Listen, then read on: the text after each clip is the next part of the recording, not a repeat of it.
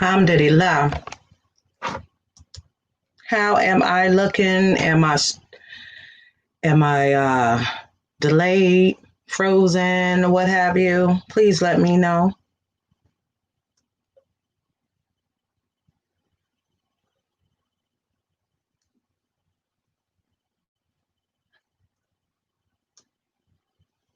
Let me share. Please share this podcast.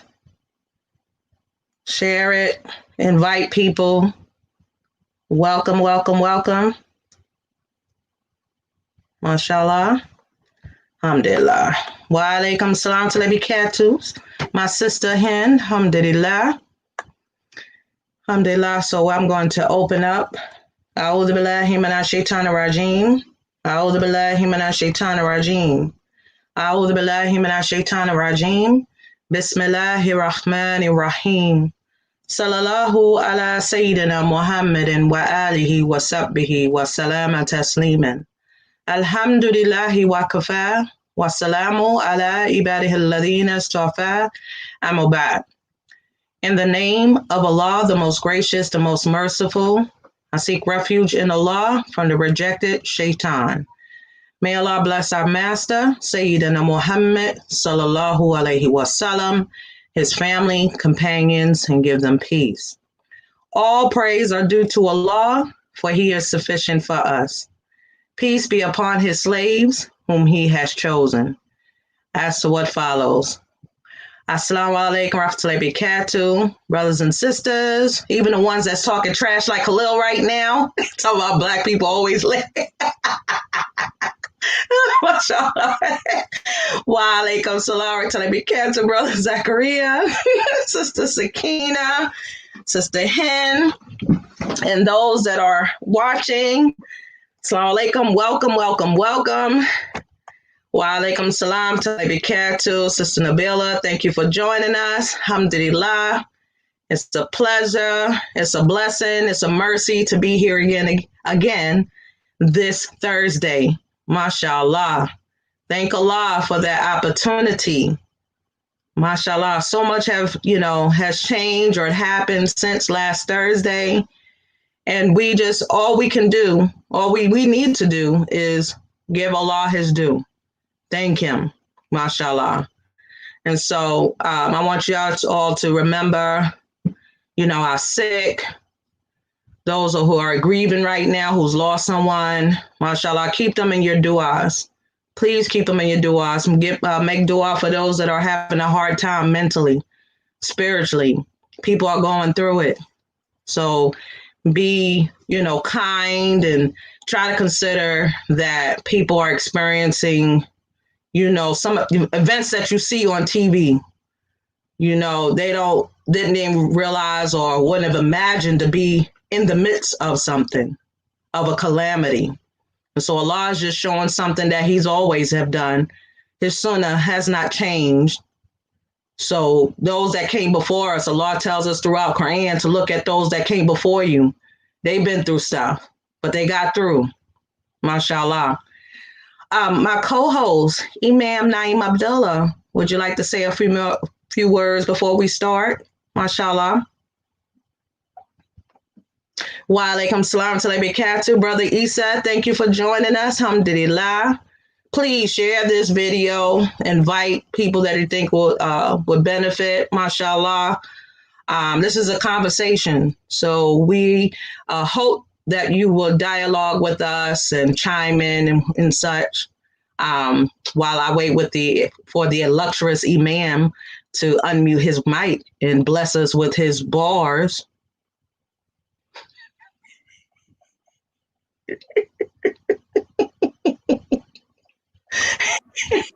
Assalamu alaikum, Habibi.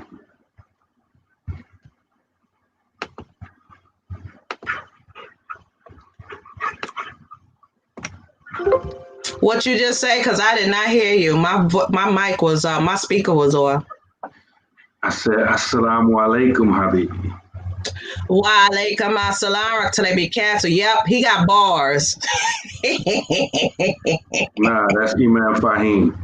Oh, that's Imam Fahim. He's the rapper. I'm the DJ. You the DJ.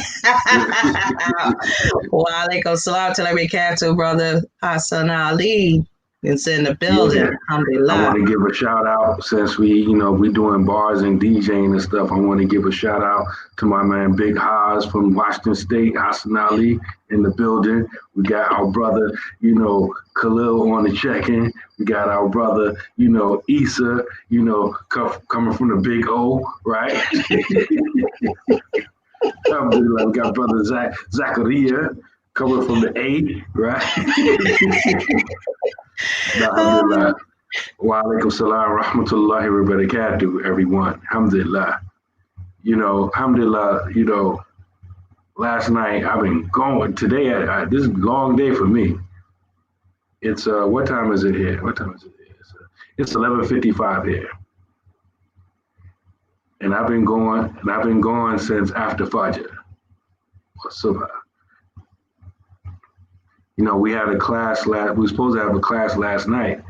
I called myself getting a little nap before class start, and I missed it. I overslept. Yep, the imam stood us up on knowledge. He was fussing us out. He stood us up. That was the first time. Today we went to Jufure.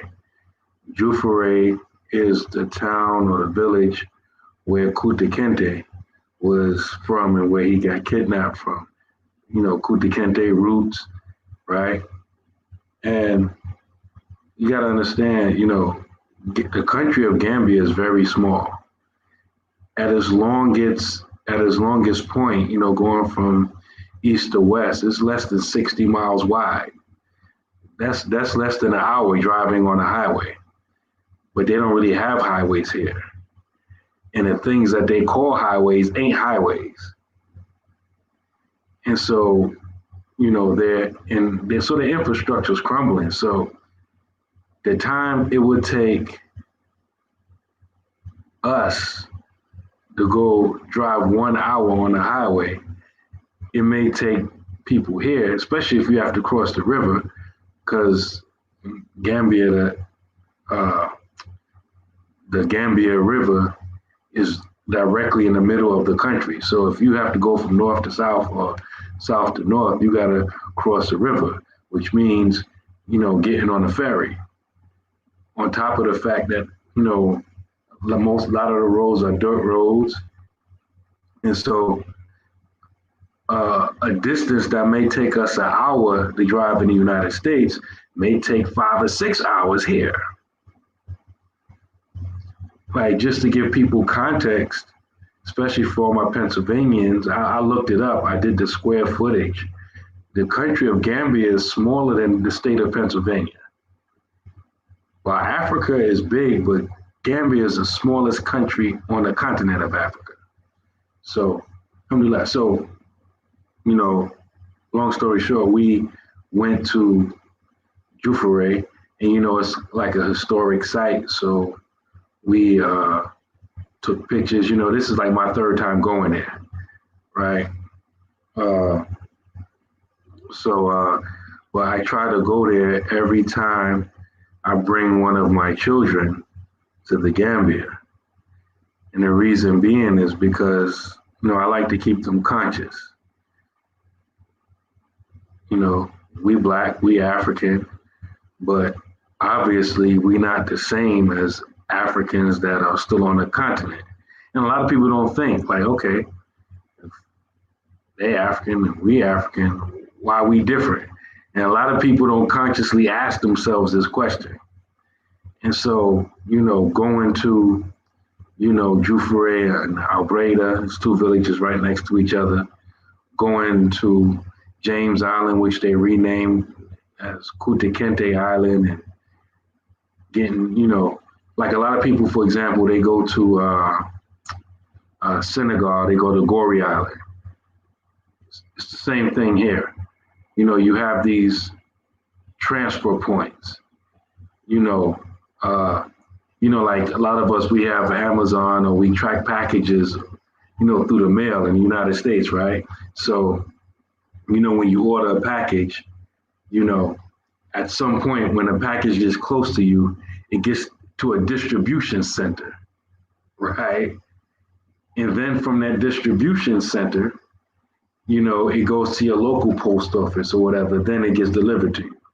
Or if you're sending a package out or mail the same way, it goes to your local post office or your local whatever, and then to the distribution center. Or another parable, right? You get locked up. You go to the local county jail, which ain't far from where you at, and then you go to another place, and then you go up north. Slavery worked the same way. So a lot of times slaves were or blacks or Africans were captured, and they got sent to distribution centers. And so Goree Island, what they call now Kunta Kinte Island, were like distribution centers. So when they were captured or sold, they were taken to these islands not far off the coast, right, in little boats. And in the case with Kunta Kinte Island, in about 2 weeks, every 2 weeks, a slave ship would come to bring them to the New World. So, you will be on that island for about 2 weeks or less. So, alhamdulillah.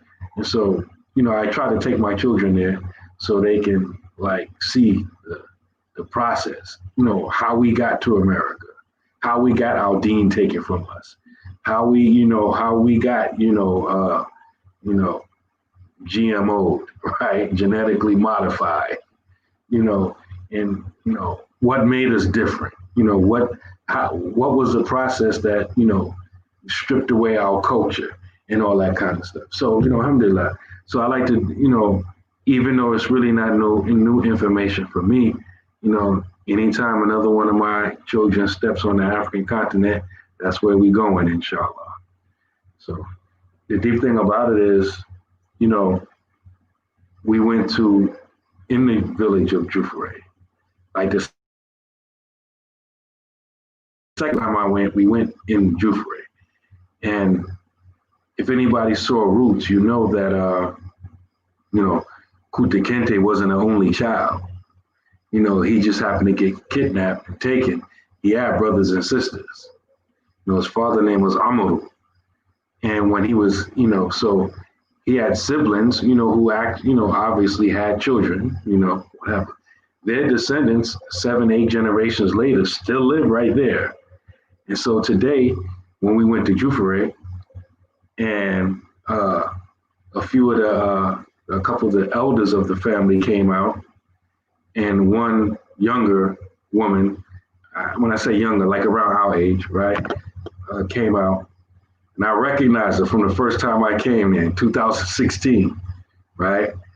And so I opened up Facebook, scrolled back all the way back to those photos that we took. It showed them, and subhanAllah, the elder of the family, the older sister of the family who was in 2016, she died, since that time. No, mashallah. So, but the other elders, they were there and everything. I'll post later. I just ain't had time to post a picture and all that kind of stuff later since I've been back. So we'll be doing other stuff. So, alhamdulillah. So that was part of my day today, alhamdulillah. So Bismillah, Habibi. MashaAllah, that's beautiful. Even though I have been there, that was one of the trips that I was supposed to make when I went out there in 2017. But unfortunately, I didn't have the fortune to visit. But I did get to do what you did the other day, was visit a monkey.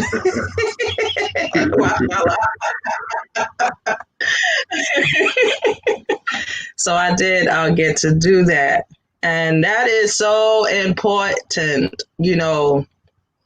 We have to, and this is a good segue into our topic about the rights of our children over the parents and vice versa. What rights do we have as parents over our children? And so Islam, in its perfection, because it is perfect, regardless of what people say or how you living or how it's working out for you, Islam is perfect. And so these things, this example that you gave regarding, being able to show your children, outside of their environment, be able to show a different environment, to be exposed to, their history. And so we have to be mindful and just be cognizant of that, is that what we are exposed to or what our environments are usually dictate what our future looks like and how we're going to come out. Now, sometimes it's not all, okay? So for y'all, not Orleans, if you grow up in the hood, and I, personally, I'm just going to tell you like it is. I like being in the hood. We always lived in the hood. I never lived in no, suburbs or out away from everybody else. It's like home to me. But what I'm saying is you can be in the hood and don't be of the hood. Okay? It's a difference. You can live in the hood and not be part of it. How is that? That means depending on how you live your life, you may be one of those that Allah protects. So what I'm saying is, if you live in a certain environment and you don't partake into, in it, like be in the streets, hanging out, you know what I'm saying? Doing all type of, juvenile, delinquent stuff, then you're going to have a certain outcome.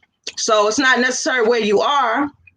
It's about what do you do to maintain order? How do you maintain consistency and protection and all that good stuff? Because it is possible. It's difficult, but it is possible. So by you being able to show, the children, a different environment, that does something to them. Because a lot of us are just like living in these glass bubbles and, these in these bubbles, these glass houses, and that's all that they see. And that's all that it's about. And when they open their eyes and they get to travel, it just makes them realize that the world is huge. It's huge. And so it tells you there is unlimited possibilities to do so much good. You could do a whole lot, but I'm talking about the good in this world, mashallah. So, so to be able to expose them to that, that's a blessing because a lot of people don't have that opportunity. And so when they do have that opportunity, take advantage of that. Because right now, look how Allah did us, right? It's 2020. And this whole year has been different from any years that we have previously experienced. Before we was going on our way, we did what we wanted to do. Nobody tell us how to shop, tell us where to go, how to dress, or anything like that, right? So now you're restricted on how you dress, where you go, how you shop, what everything, right? What did you do with that time when you had it? And I'm talking about with our, ones that have children.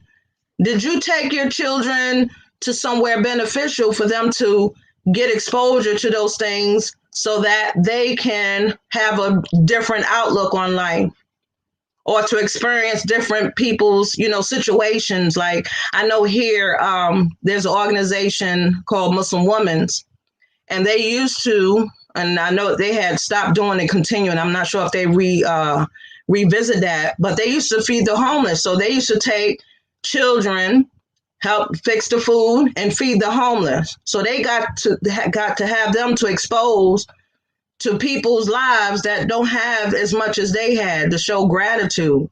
Because usually when you're looking down on someone below you, should humble you and say, you know what, subhanAllah, look at this person. That could be me. But Allah didn't put me in that situation. So did you expose your children to these type of, different people's walk of life? Because that could be them one day. But like I said, that's a good segue as far as like giving them different exposure. So we want to discuss, and we're not trying to be exhaustive of this topic because this topic is very big. It's very sensitive. Okay. Very sensitive. But we need to talk about it because it's getting real. You know, a pillar in our community lost a grandchild to these streets. And I didn't know the child personally, like we weren't, contact all the time, but I knew of him. And I knew him when he was small. He was the same age as one of my children. He was only 15. Allah called him back. Remember, you want to say something? Yeah, subhanAllah. It was funny that you brought that up because I was about to mention that again. I mentioned it. I seen Otis said something. I mean, Imam Amin said something. That little inside joke we got, right? I mentioned it on the Black Imams Roundtable, right? About, brother Jafar, Rahimahullah. Like you said, he's the same age as one of our children. And subhanAllah, like, and everybody that from Pittsburgh that knows them knows that he ain't had to work, he ain't had to want for nothing. His peoples looked out for him, took care of him, and everything like that. And I'm sure we all know, you talked about living and being in the hood. We all know kids that was in the streets and got shot down and kids that wasn't in the streets and got shot down. Just, so a lot of times you can't say, well, he must have been doing dirt or whatever. Nah, it don't work like that, right? So, but it was amazing because, I went to our kid's school today and I told him about that. I said, do you remember Jafar? It was like, they call me Jafar, right? I said, do you remember him? He's like, I think so. So I went and showed him the picture. They've been here for a while, so maybe I showed him some of the younger pictures. He was like, yeah. They was like, yeah, I remember him. Uthman Ali was like, yeah, I remember him. I said, he just got murdered. They're like, what? I'm like, yeah. I'm like, he was your age. SubhanAllah. And, you talk about what rights that children have over the parents. In a general sense, the Prophet sallallahu alaihi wasallam said, "Kullukum ra'in wa kullukum mas'ulun an ra'iyatihi." Each and every one of you is a shepherd and is responsible for his flock. He said, "Al-imamu ra'in wa mas'ulun an ra'iyatihi." The imam is a shepherd and will be questioned about his flock. The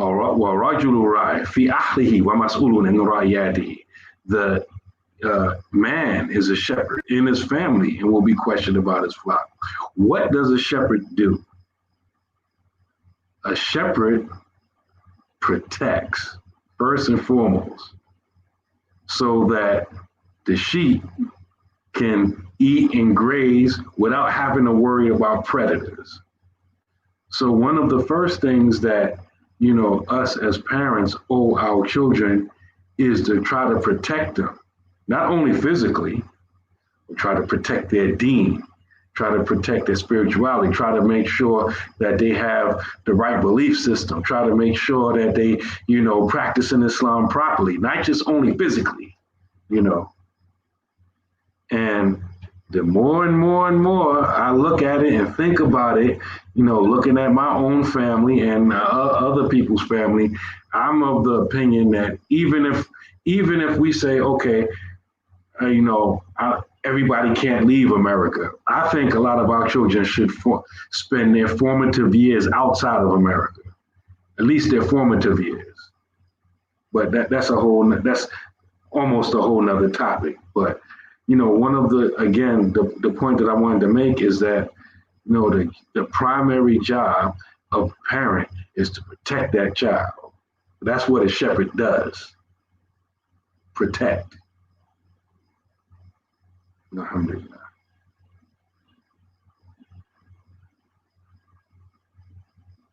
You gonna keep nodding, or you gonna unmute yourself and talk, woman? I was I was muting. I was unmuting I'm saving my myself. cookbook for tomorrow. Mashallah. I'm not trying to get no cookbook tonight.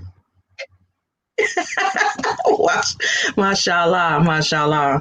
So yes, um, may Allah have mercy on his soul, and may Allah, shower sakina on the parents and the grandparents and his family.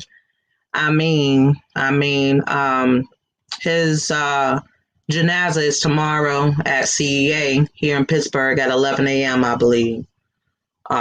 Mashallah. So if you're in the Pittsburgh area, please come, inshallah.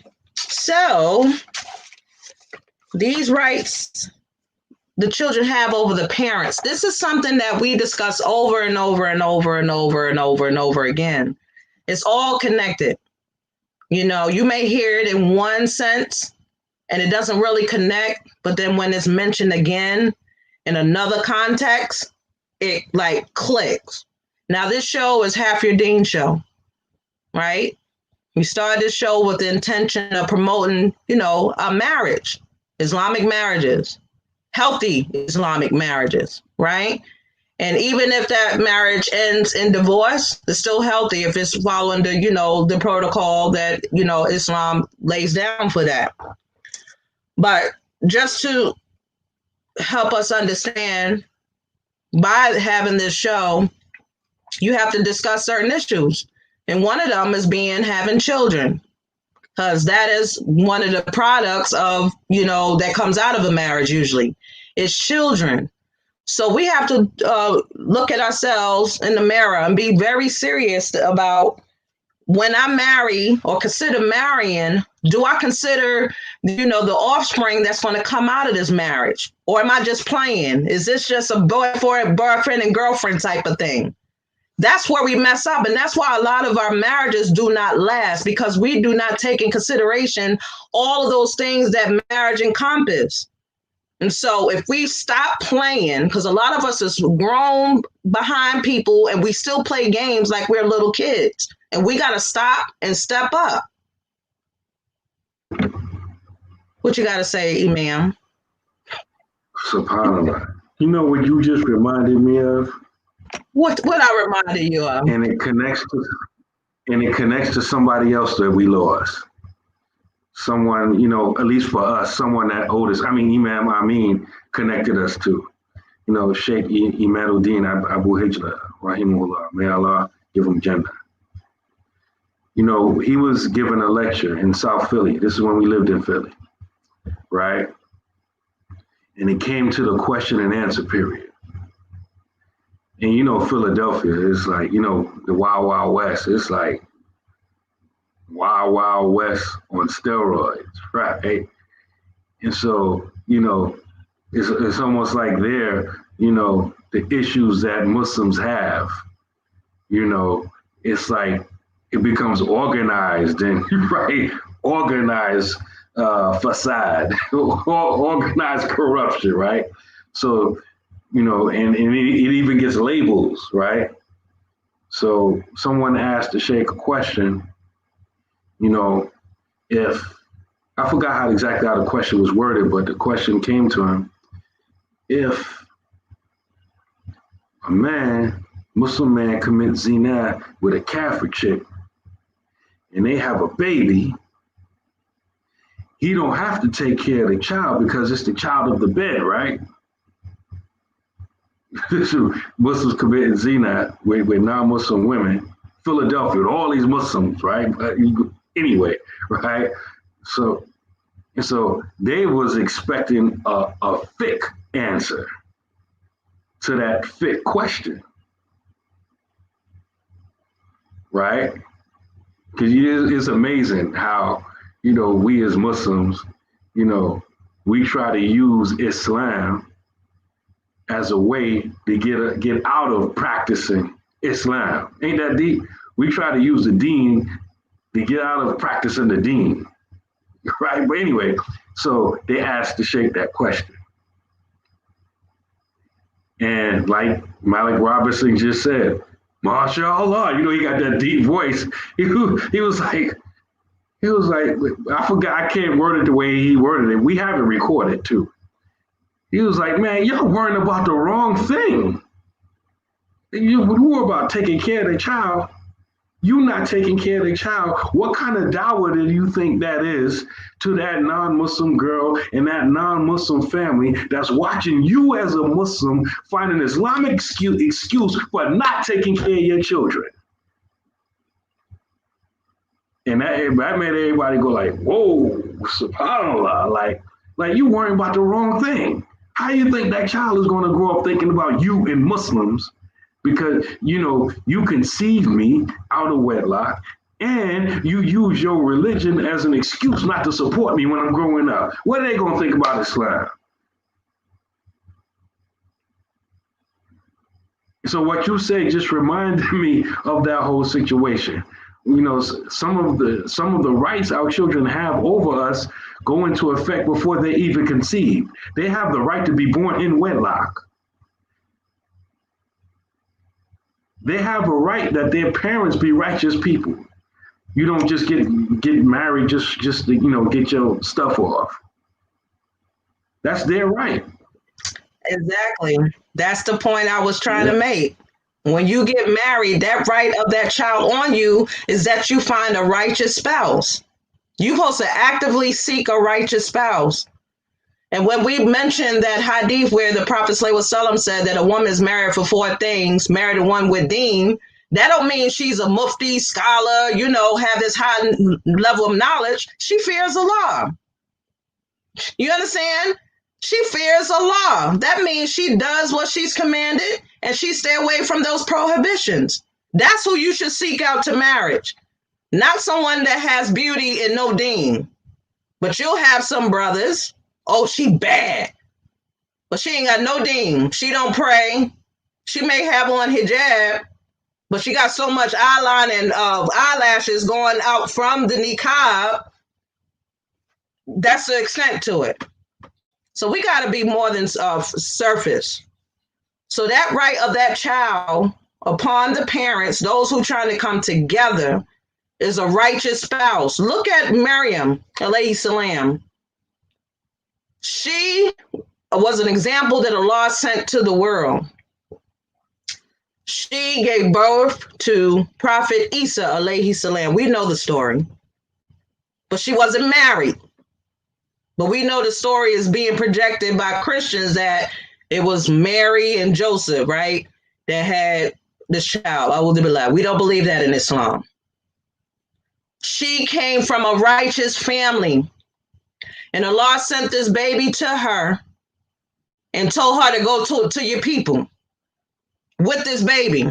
Now, we listen to that. We try to kind of like sympathize or try to like, yeah, I can relate to that. I was a single mom. I was a young mom. I ain't had no, there was no father. That was the miracle. And so she came to the people to show this miracle. This was a reflection of them, not her.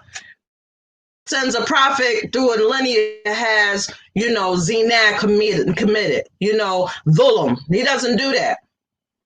So when he brought it to the people like, dang, I thought your father was upright.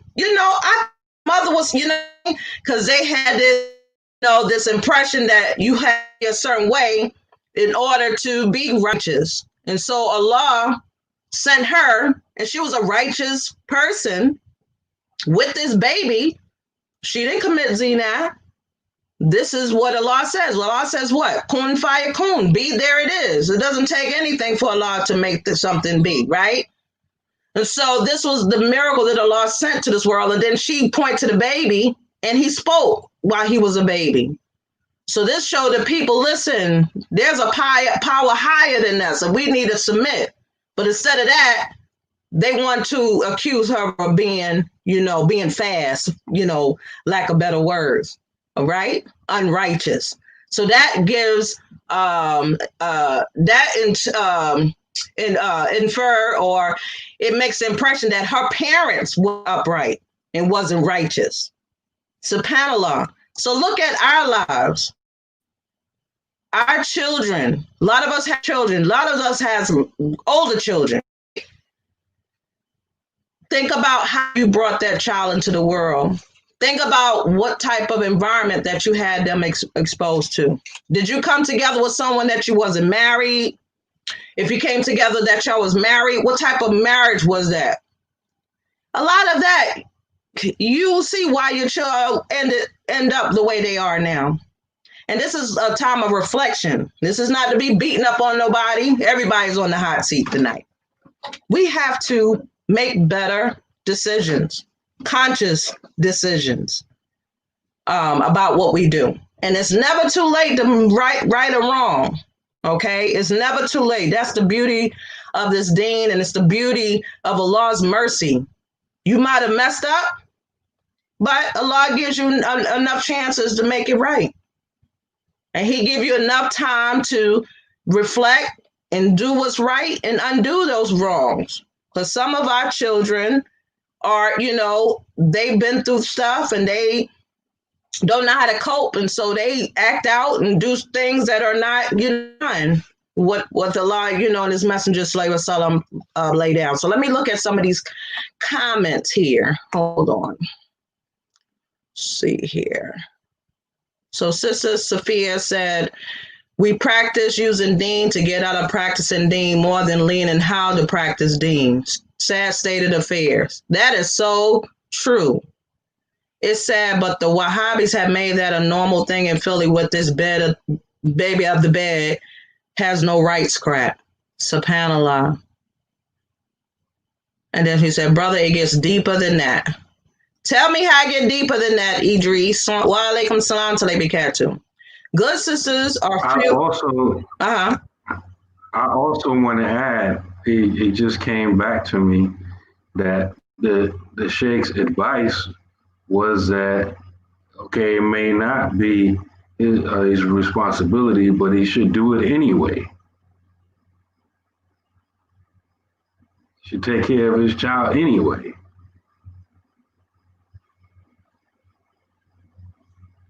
To try, for dawah purpose, because the person's making Muslims in Islam look bad.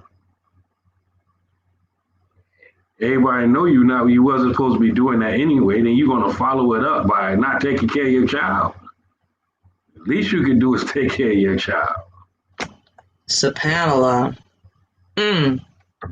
Brother G said, I'm just getting to the comments. Good sisters are few and far between here in Philly.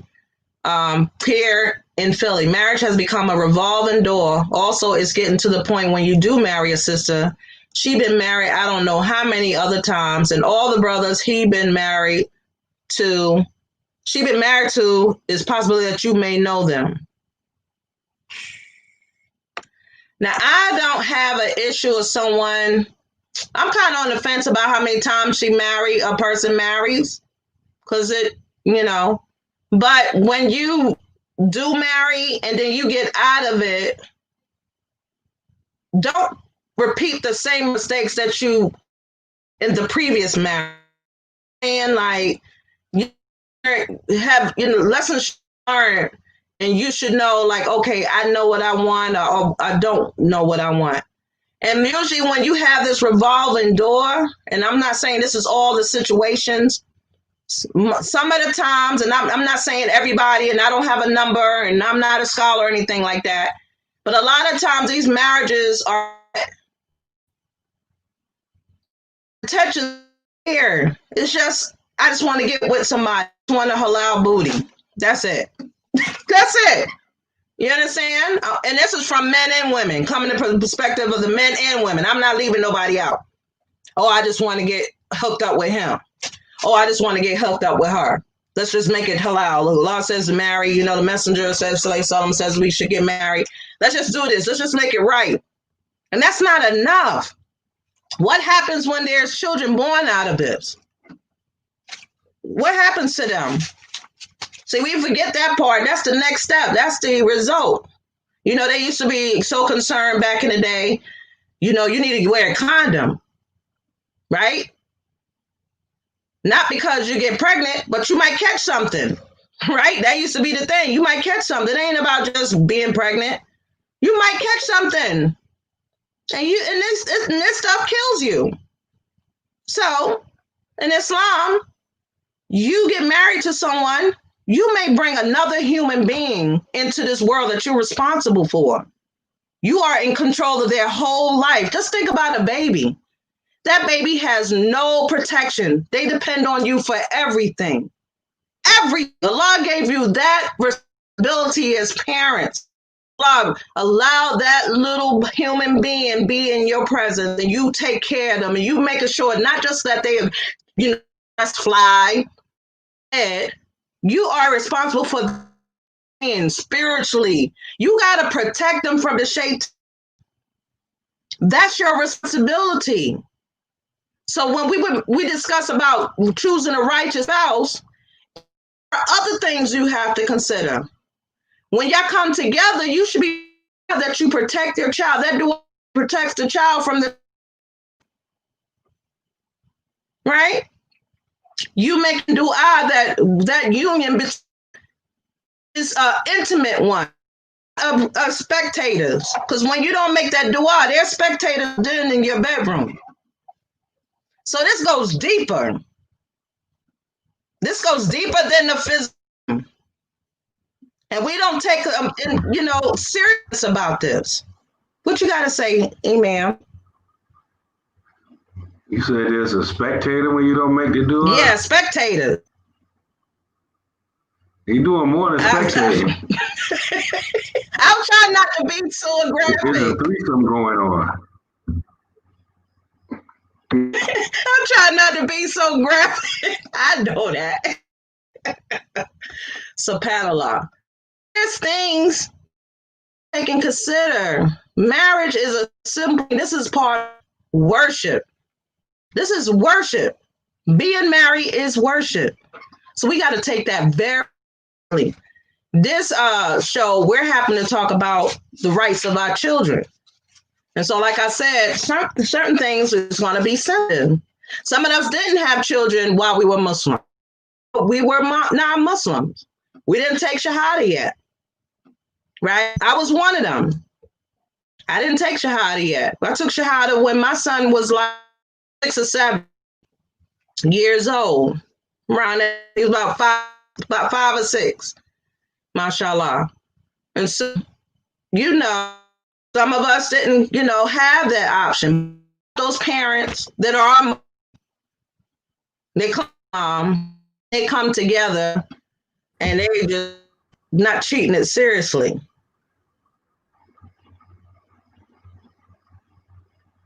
So we can more appreciate this because Islam is so beautiful and it's so a perfect way of life. It is everything that we do. Even those things that we don't think is important, encompasses that. Because there's opportunity to gain rewards and pleasure of Allah from that. When the baby is right? Hold on. Nowadays, what? I want to ask our participants a question. Is my wife freezing all the time, or is it just me? Please let me know, because you seem like you keep freezing and your audio keep going out. I want to know if it's on my end or it's your end. Am I free, or is his cell stuff going haywire? I don't know if it is. It's a little delay for any response. Hear me good? Am I clear? I'm freezing. You're free. Oh, mashallah. What? Now, once again, how is it that I'm in Gambia where network no good, and you in America with hold on, with Comcast, what they call their stuff? You got Verizon. Y'all gotta let me know when I'm freezing, y'all, because I can't tell, because I can still see myself. So am I still freezing? No, I'm not. You know what? I am on my Wi-Fi. That's my problem. I didn't put my Ethernet on. I told you we got it on this show, right? There we go. I put my Ethernet on. Am I still freezing? Because I just put my Ethernet on. I be forgetting to put that in there. I'm okay. Alhamdulillah. Alhamdulillah. So I forgot where I stopped off at, but you can hear me good, Habibi? Yeah, I hear you good now.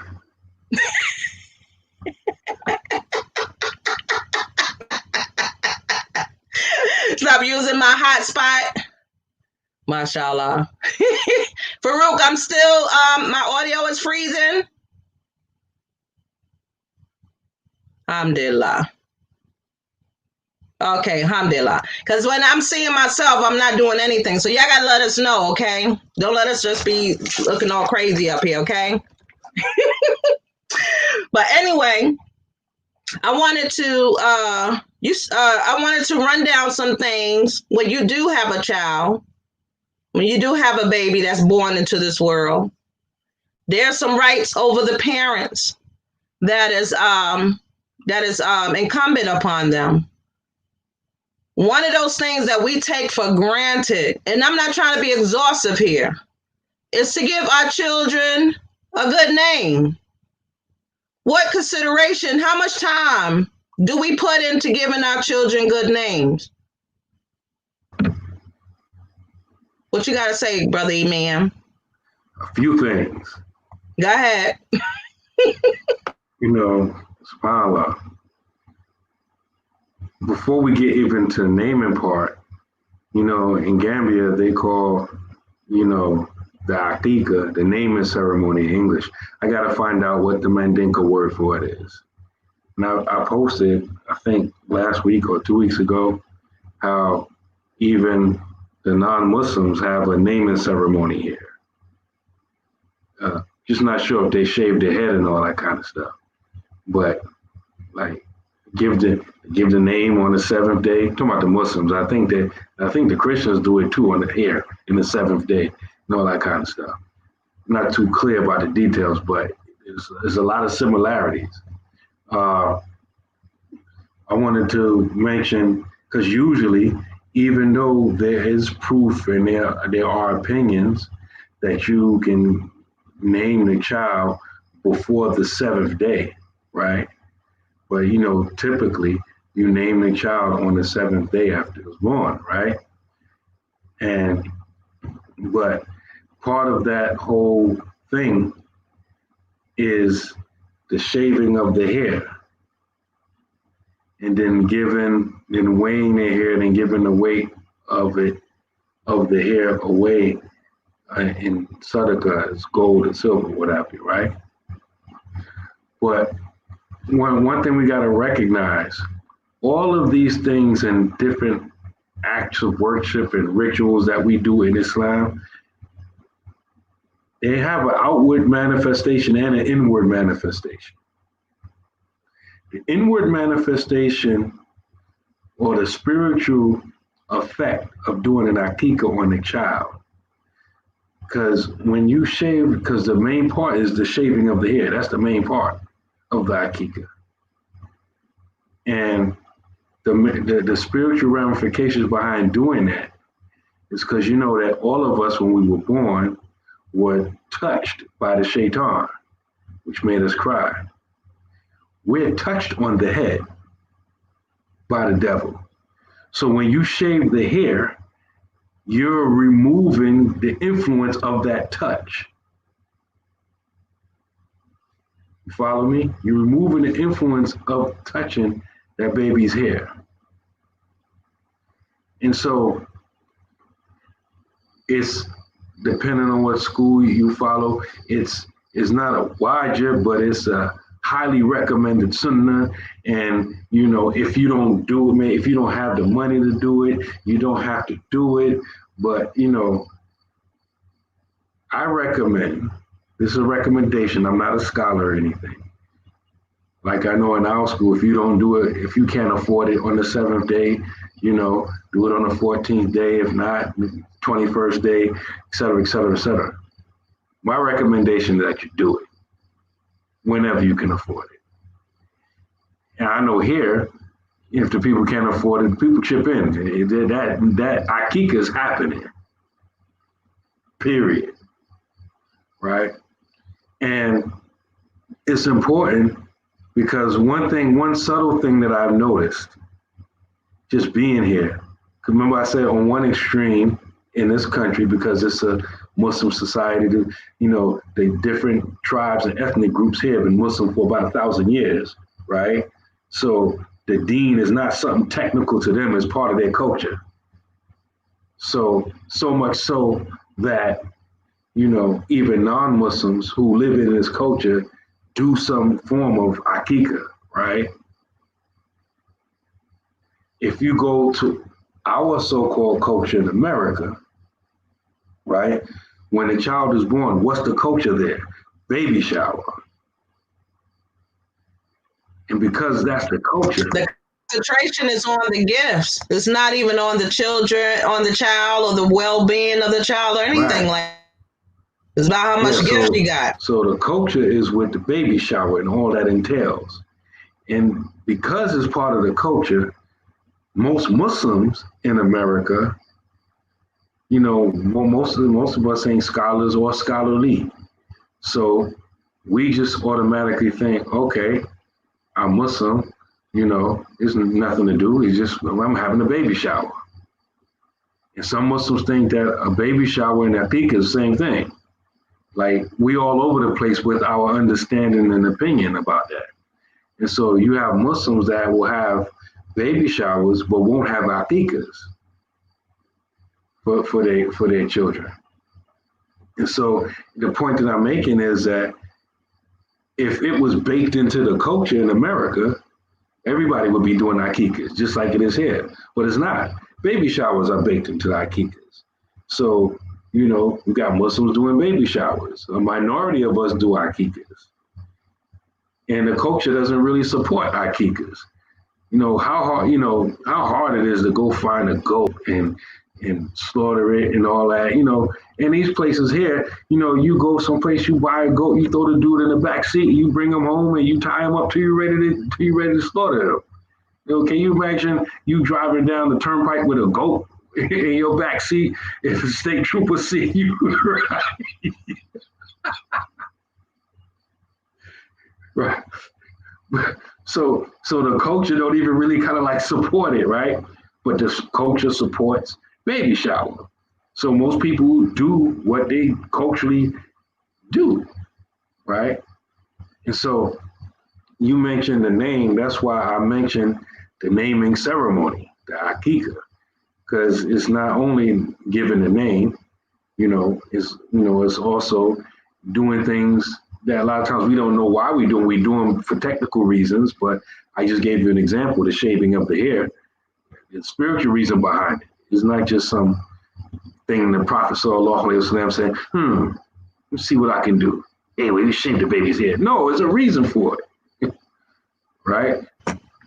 Yeah, subhanAllah. And here in America, it's a the baby has. So ain't nobody trying to shave no baby head off. They're like, oh, look how thick it is. Look how curly it is. Look how this, look how that. So in the culture, being amazed about that hair and being Muslim, having no clue that hair needs to be removed, to get that child, that protection, to get that shaitan off of them, right? Another thing I wanted to mention was, for our granddaughter, for her akika, because you mentioned how hard it is to do that, her father that lived in Gambia at the time, he did the slaughtering out there. So we had the akika ceremony here. So simultaneously, he was slaughtering and we were shaving her hair, mashallah. So it didn't have to happen at the same time, in the same place. If you're trying to wonder if that can happen, we made it happen, and God knows best, if He accepts. But mashallah, that's what we did, mashallah, to keep up with that tradition. When I say give good names, is that names is not like a designer brand. That name should be of importance where it tells about their character, the type of what type of person they will be, so you want to give them a good name. That's why in Islamic culture you have a lot of Muhammads, right? A lot of Muhammad. That's the best name to have. But you know what's saddening? That I see a Muslim named Muhammad, but he'd rather be called Mo. I've seen that. Named Mo. That's a beautiful name to be named after the Prophet Sallallahu Alaihi Wasallam. That's a great honor. But to be called Mo, you rather fit in with the culture, with the times, and you don't want to stand out. We need that. We need, our children to be proud of their names and who are they named after. It just does something to them as a person, but it does something. It's a dower, tool that you are named after someone great that made an impact in this world. And so, inshallah, you will possess those same qualities. Inshallah. And one of the things that a lot of us got to get out of, because, a lot of us, how you mentioned, we come from the hood. You talked about, living in the hood, but not being of the hood. Some of us are of the hood, from the hood, of the hood, swimming in the hood all in our body, in our flesh, in our blood. And that carries over into how we name our children. It's the hak of the father to name the child. A lot of Muslim women won't allow, keyword is allow, their Muslim fathers to name their child. And, in our society, the system supports that. You're in the hospital, you're giving birth. When they come around with that, with that birth certificate application and all that, the father, you could be right there. They ain't paying you no attention. Ma'am, what do you want to name that baby, right? Whatever she put down, that's what the baby's going to be named, period, right? And so, a lot of times, number one, the Muslim mother who is giving birth, who's married, she doesn't follow the Prophet Sallallahu Alaihi Wasallam and allowing the husband to name the child, right? And that's one thing, that's one conversation that should be had before marriage. Like we always talking about how much money you have and how much dowry do you want and all that kind of stuff. No, have that conversation. A lot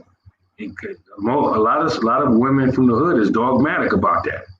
They got ghetto hood ratchet naming patterns that they have, right? All types of wild stuff, right? Well, my baby was conceived in a Lexus. Me and my husband, we did what we did in a Lexus. So her name gonna be Lexus or Lexia. Oh, I'm Muslim now. I'm not Muslim now, so not Lexus, Lexia, right? Well, no, we wasn't in the Lexus. We was in the Chevy Habibi. Okay, Chevia, right? Like Chevia, what kind of Arabic name is that? No. See, it's Chevy, and I'm Muslim now, so we put the E on it, Chevia, right? This type of stuff. You laughing, but there's people that actually do this, right? I actually wrote about it in one of my books. The pharaonic woman. That's what that's what they do. Or I was drinking Cristal, so my daughter's name is going to be Cristal. What's your daughter's name? Crystal? No, Cristal. Or I'm Muslim, Cristalia. right? Put the ER on the back because I'm Muslim now. I know I shouldn't have been drinking, but Crystalia, right? And on and on and on and on, right? Just wild stuff, right? And this hood ghetto ratchet naming pattern, is you got to give your child a name that means something. And we always got to answer, well, it means something to me, right? You ain't got to give your child an Arabic name, like Subhanallah. Okay. All right, alhamdulillah, Alexia, Shavia, Crystalia.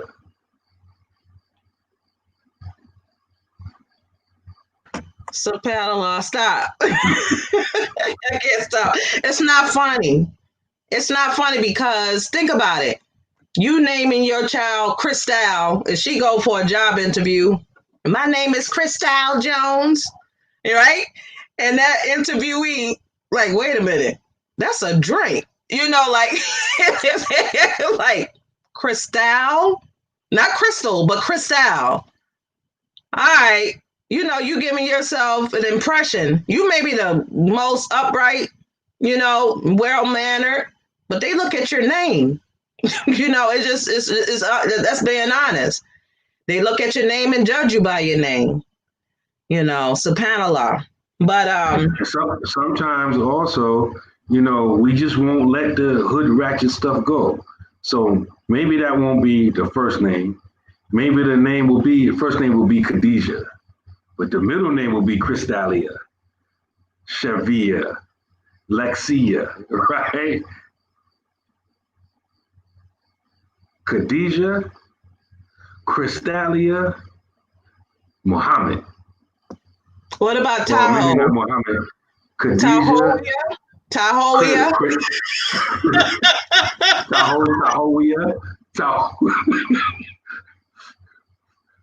Aisha Tahoe Johnson. Stop. Sir, you gonna make me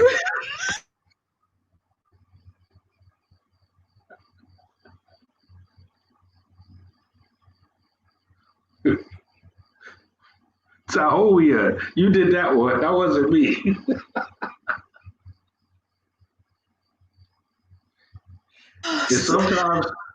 and sometimes the father just sitting there. He can't do nothing about it. Right. So that's a conversation that needs to take place before the marriage. In Islam, because this is what we do. That is a lot of us from the hood.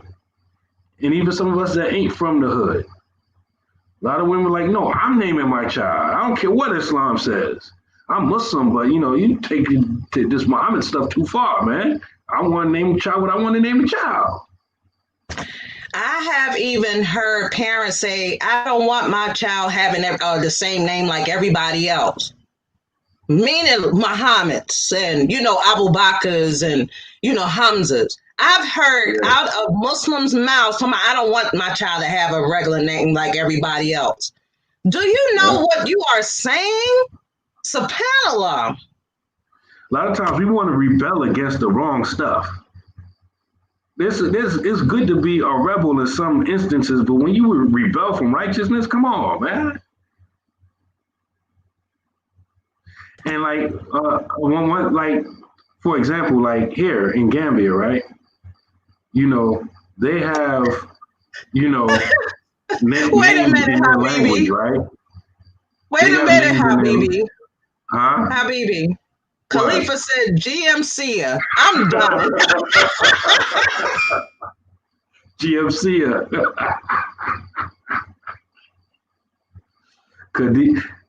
Sakina said Khadijah Bonquisha Islam.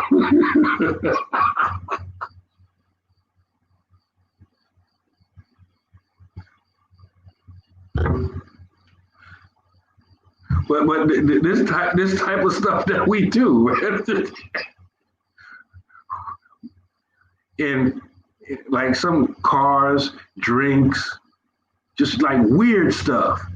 Like some people got like some women got like mathematical equations, like, they got to have this monosyllables and they got to begin with this letter and they got to end with this. And they got the whole thing worked out. So, okay, this is my third child. So that means they got like a whole ghetto hood mathematical algebraic equation on what this name going to be.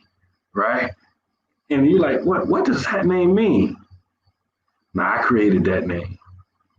What does it mean? I don't know, but this what I give it a meaning later, but it means something. It means something to me, my child, right? SubhanAllah. And so, once again, it's a conversation that needs to take place before marriage.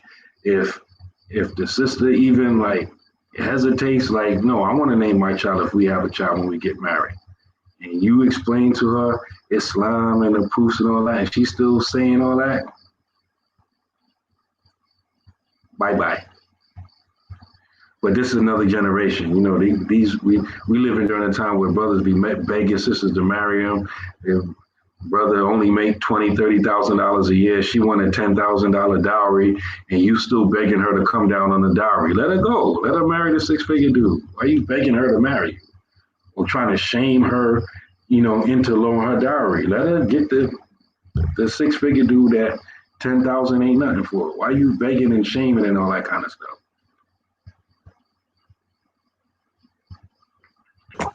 So, give you a name. I want to go back to a comment that was mentioned earlier. I meant to go to it, but I got distracted. Sister Sophia had made a comment, and I want to go back to it.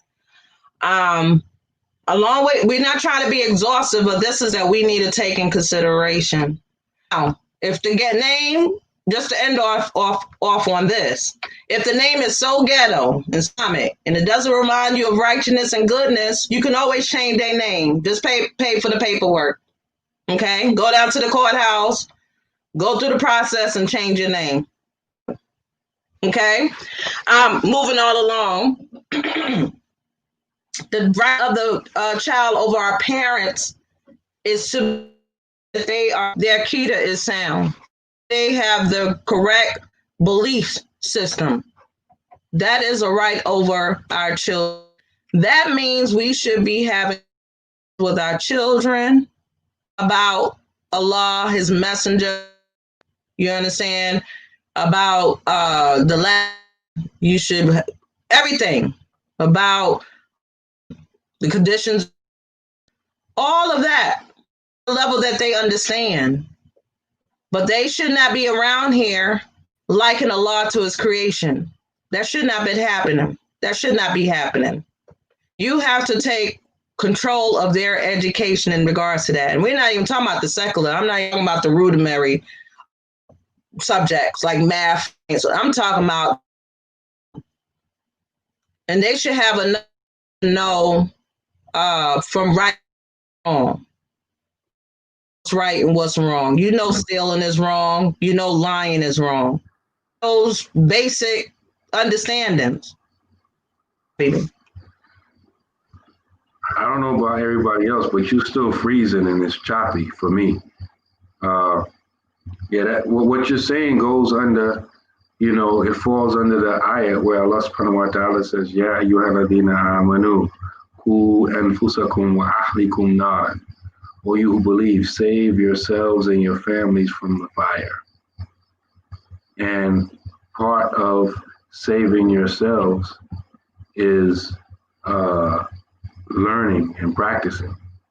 And part of saving your families is be ta'deeb wa ta'leem, by rearing them, giving them adab, and teaching them. So, we have to teach our children, properly, our proper belief first and foremost.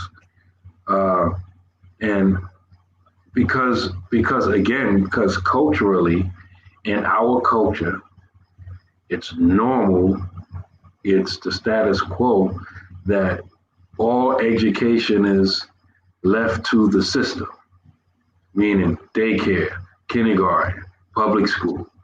It's the parents who display some care and concern for their children that do other stuff, private school, charter school, home school, virtual school. It's those conscious parents that do that. But in Islam, right, however you get your child educated, you have to understand that if your child is not educated properly about having a proper belief in Allah and knowing their Fard Ain, right, you're going to help be held responsible. Not the Islamic school or any other school you send your child to. Allah's going to question you about that.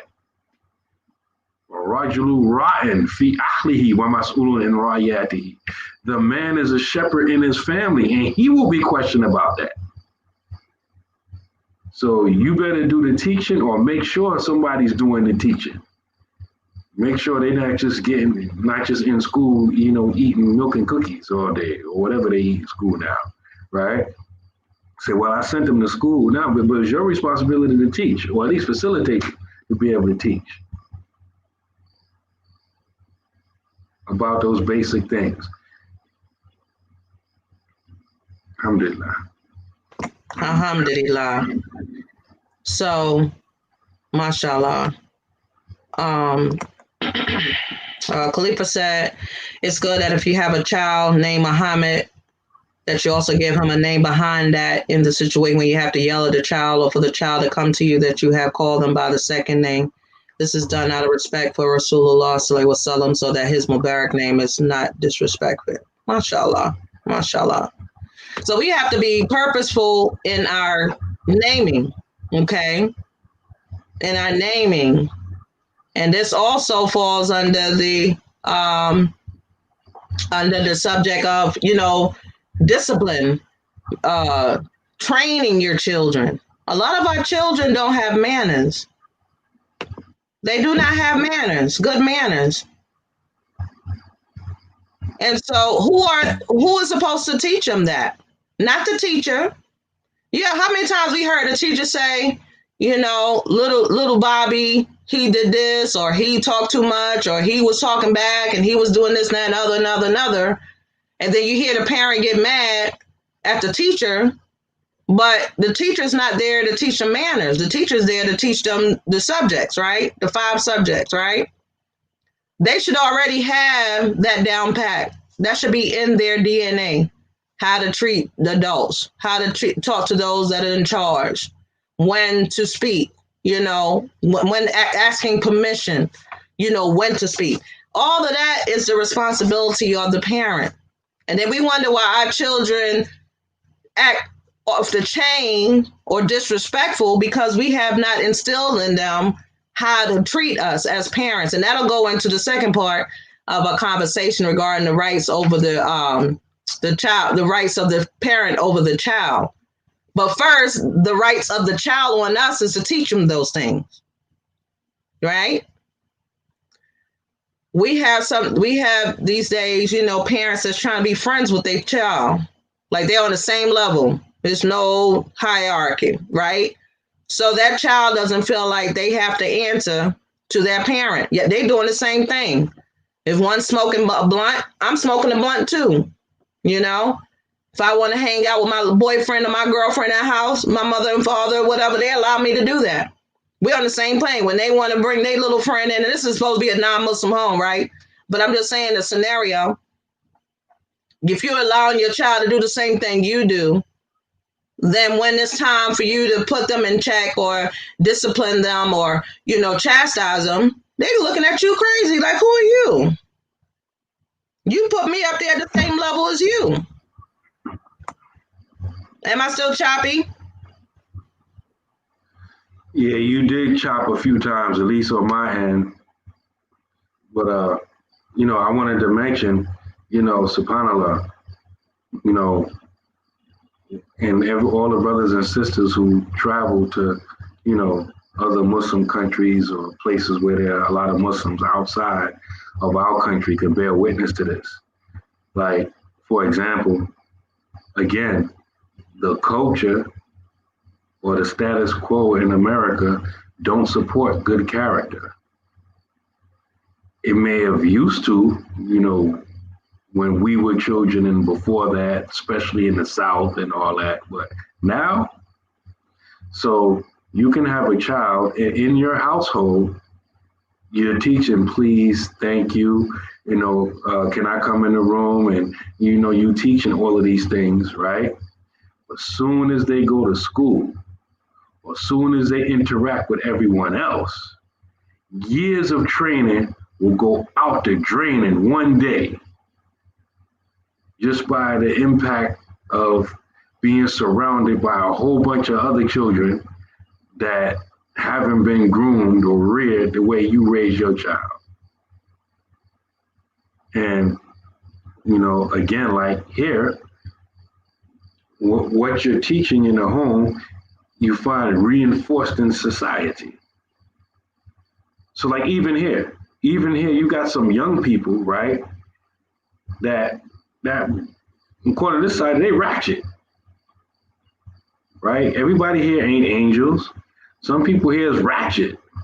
They on social media doing a whole bunch of stuff like everyone else is doing. But you get them same young people in front of adults, right? No one has to reprimand them. They know their place because the society is not having that. You disrespecting the elder, you disrespecting the man, not having it. No way. But maybe online or whatever, they cutting up. But when you in the real world and all that, even here, like people, we follow certain YouTubers, right? Gambian YouTubers. And they're not children, but they're young, right? And they express some opinions about what they think, right? And some of them will tell you, this is what I think, because, they living in Europe and they living in America.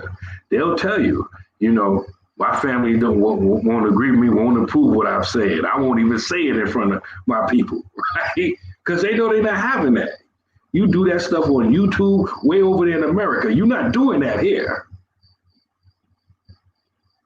But for us in our society in America, you can act a fool. You could curse your mother out. A child could curse his mother out. The mother will slap the child. The child could call the police on the mother, and the mother will have problems. The society will actually support the evil, corrupt child. Not in places like this. Let that scenario play out in a place like this. The child will end up spending the night in jail until they learn how to respect their parents. So the society has to support the good character that we're teaching in the home. Because if not, you're going to lose it as soon as they go to school, as soon as they interact with other children. And that's the problem that a lot of us have raising children there. You spent, when they was all young and imitating you in the salat, and then you bring them into the masjid where most of the other people is rearing their children the same way or similar ways. And then as soon as they start creeping 10, 11, 12 and interacting with other people, all that training you did out the window. All the Quran that they memorized and all of the E's they went to and all of the little cute little things they did and now they just, gone in the street with everyone else. That's why I said what I said earlier. Some of us have a lot of wealth. I'm not saying that some of us are rich, but some of us have enough wealth where we can have more control over the environment and the interactions that our children have as they're growing up. But a lot of us don't. Some of us can't even homeschool our children. One income, can't homeschool and work. Most of us were one income, can't run the home and stuff like that. So, a lot of us don't have the luxury of homeschooling or anything like that. And so it's almost like we throwing our children to the wolves by necessity. And so that's why I believe, I know everybody can't do it, but I think the ones that could do it should send their children during their formative years to places like Gambia. They have boarding schools here, right? They can be there learning Quran, going to school, learning this and learning that in a society that enforces good conduct. You got other issues, but you won't have to worry about that. You know, alhamdulillah. Alhamdulillah. I want to chime into that. That is so important. The Quran. I hope I'm not freezing or anything like that. Let me know if I am. We got to stop playing. The Quran has so many stories, lessons that we can use to help us navigate in life. Now, what you just mentioned is something that had already taken place where someone had to take charge in order to save their child. That was baby Musa, Prophet Musa alayhi salam. We hear these stories all the time, and it's just like a bedtime story.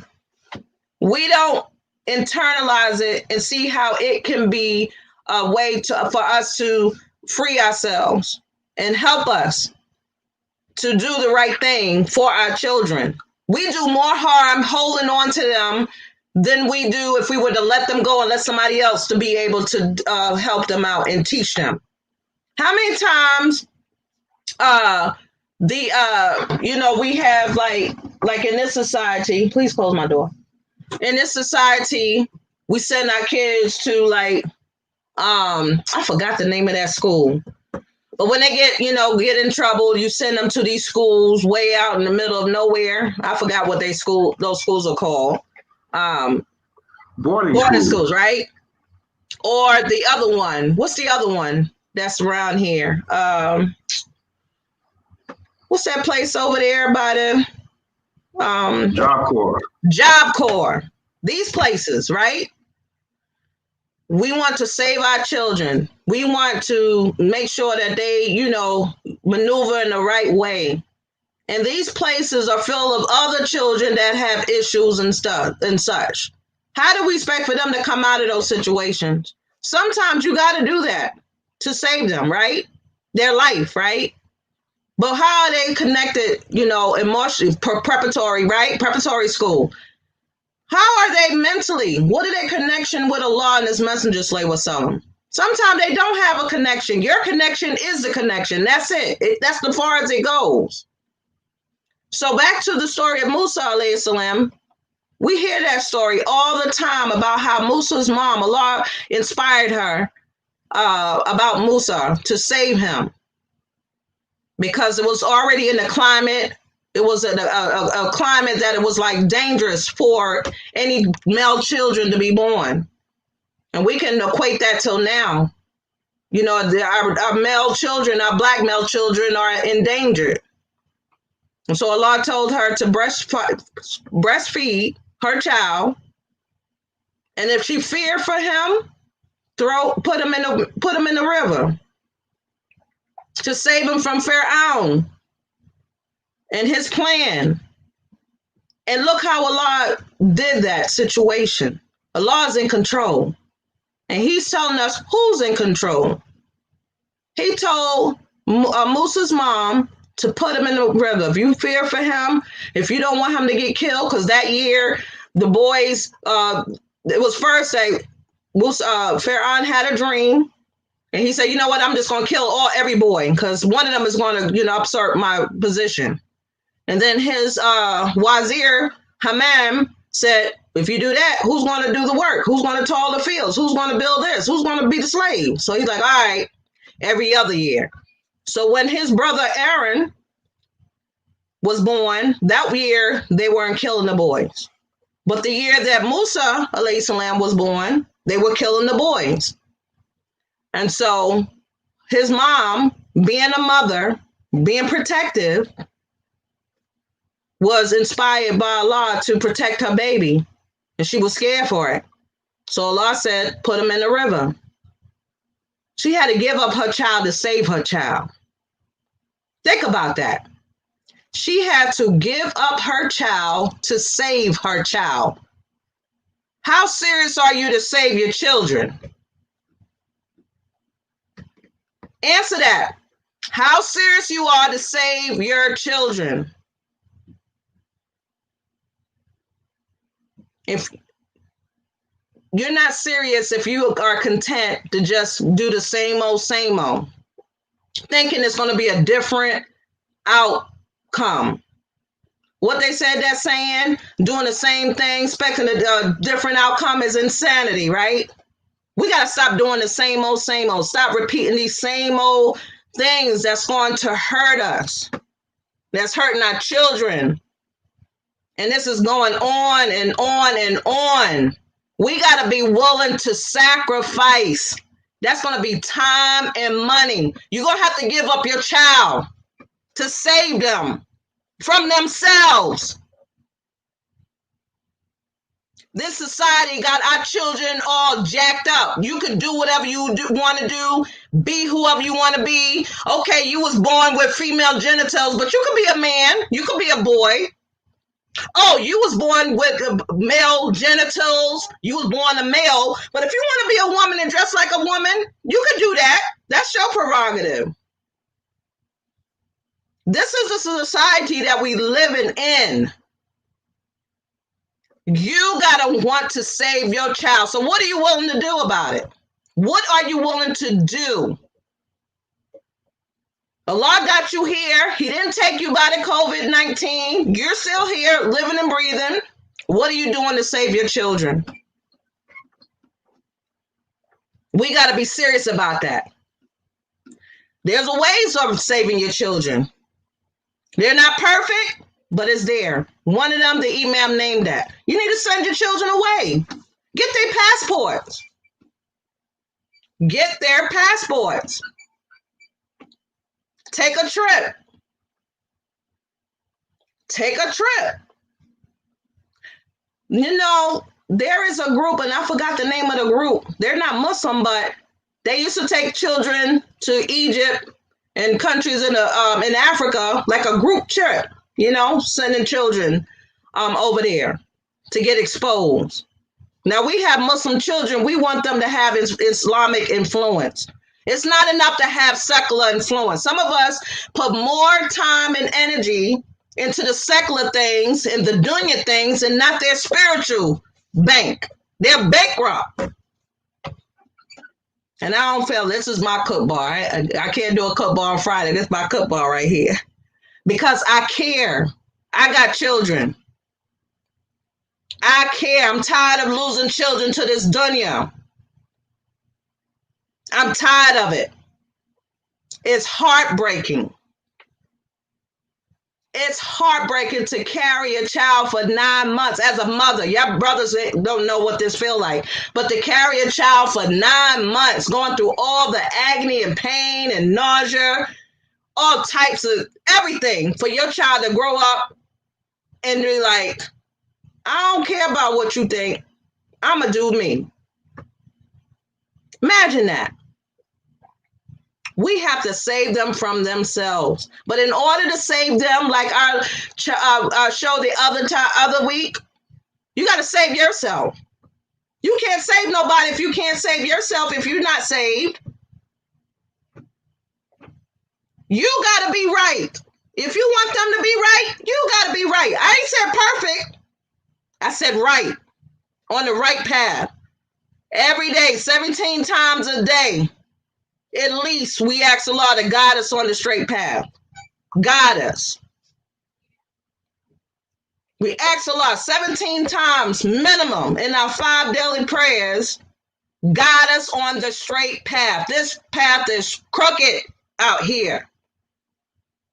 And we losing our children. Our boys want to be with other men. Our girls want to be with other girls.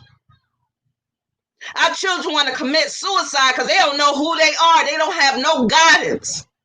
This is real. What do you do as a parent to deal with that? You Muslim and your children is just out there. What do you do? How are you going to save them? save yourselves and your family. Do what the book says. That's all you got to do. No more, no less. Do what the book says. Save yourselves from the fire. The fire is real. The fire is real. Just like the Jannah is real, that fire is real. Our children are not afraid to die. That's not good. They're not afraid to die. They think it's nothing after this. They're like, oh, well, let me just live my best life. And you got adults got that same attitude. Adults. It's serious out here, y'all. It is serious. I hope I'm not stuttering or freezing or anything like this.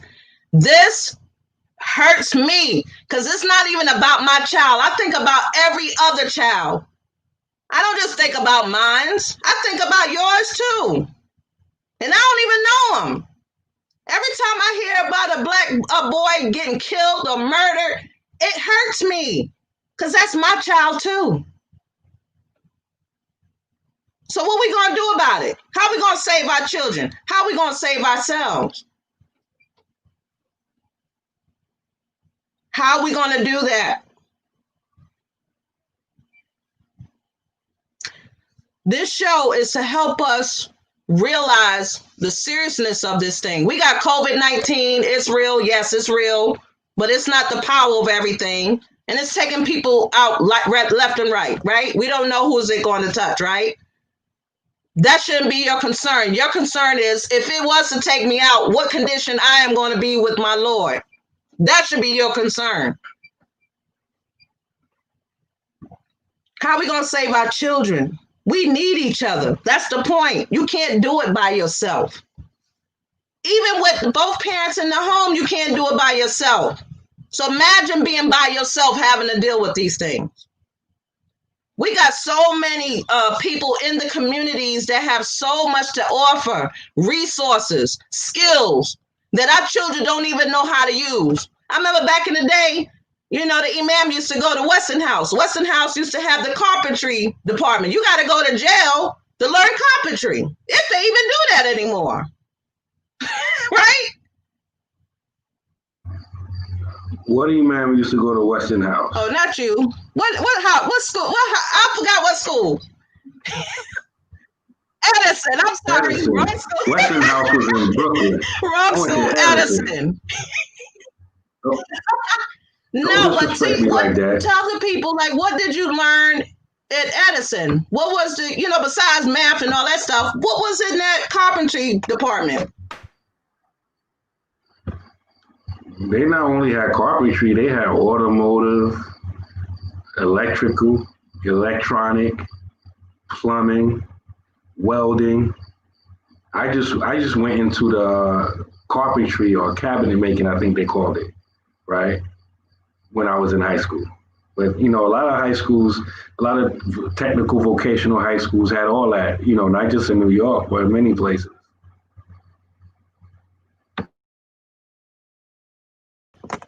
I'm looking at the comments, mashallah.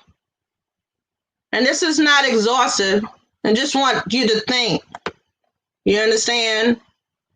SubhanAllah, like, they got to go to jail to learn these skills. Or they got to go to Job Corps. That should just be something natural. We got brothers that don't have children, sisters that don't have children, that have skills that they can teach the youth. What's up with them?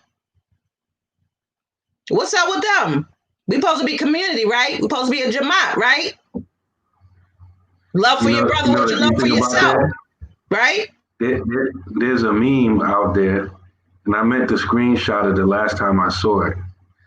But the meme says, these young people don't want to work. If you give them a job laying down, they will get up and quit. I bear witness that's the truth. That's why I said what I said. If you look we all different ages watching this program. The older you are, you will bear witness that when we started deviating at a certain age, right? But that deviation, every generation is happening earlier and earlier and earlier and earlier. When I say deviation, I don't always necessarily mean you just out in the street. I mean when you think you got your own mind and you want to deviate, you want to rebel against your parents type stuff. And that's why I said, the more and more I look at our situation, the more and more I look at here in other places like this, I'm of the opinion that we need to have Harriet Tubman Underground Railroad rescuing children, at least in their formative years. Have them come back as young adults and teenagers, with skills and different knowledges and having that upbringing, learn how to be a human being. Because in America, we're not raising human beings. We're raising drones and slaves and non-thinking people, designed to be cannon fodder for the system. Most of us can't even critically think anymore. Most of us, our children nowadays, a lot of them are so lazy. They only know how to operate in front of a screen or with a controller in their hands. Any type of work that requires sweat or muscle, they can't do it. They're physically, stamina, extremely weak. They can't do it. Even us, when we deviate, our generation, right? Our generation, we was in the streets, we fought. Even people that couldn't fight fought. We had one-on-ones. We jumped people. We got jumped. We fought. These dudes, they too lazy, can't even do that. They get in an argument. You don't like his Facebook post and he's shooting up your block.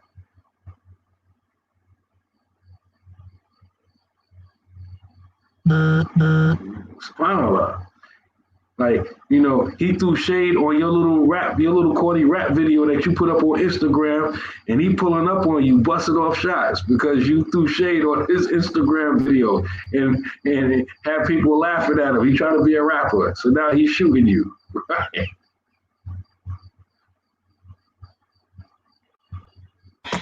I'm going to get to your comments, mashallah. Samara, you touched on something that you should also speak on. How do you feel about children not given to their fathers after a divorce, excluding any outstanding reasons not to do so? I find this situation often. The father is seen as a better environment. Also, do you feel that the maternal spirit in women is needing help with this? I look forward to your input, Naima and Samira. We discussed this so many times. How many times we discussed that? We had a show on that, right? Yeah. About child custody. That's a conversation, another conversation that needs to take place before marriage. And I can guarantee you, most people ain't having that conversation.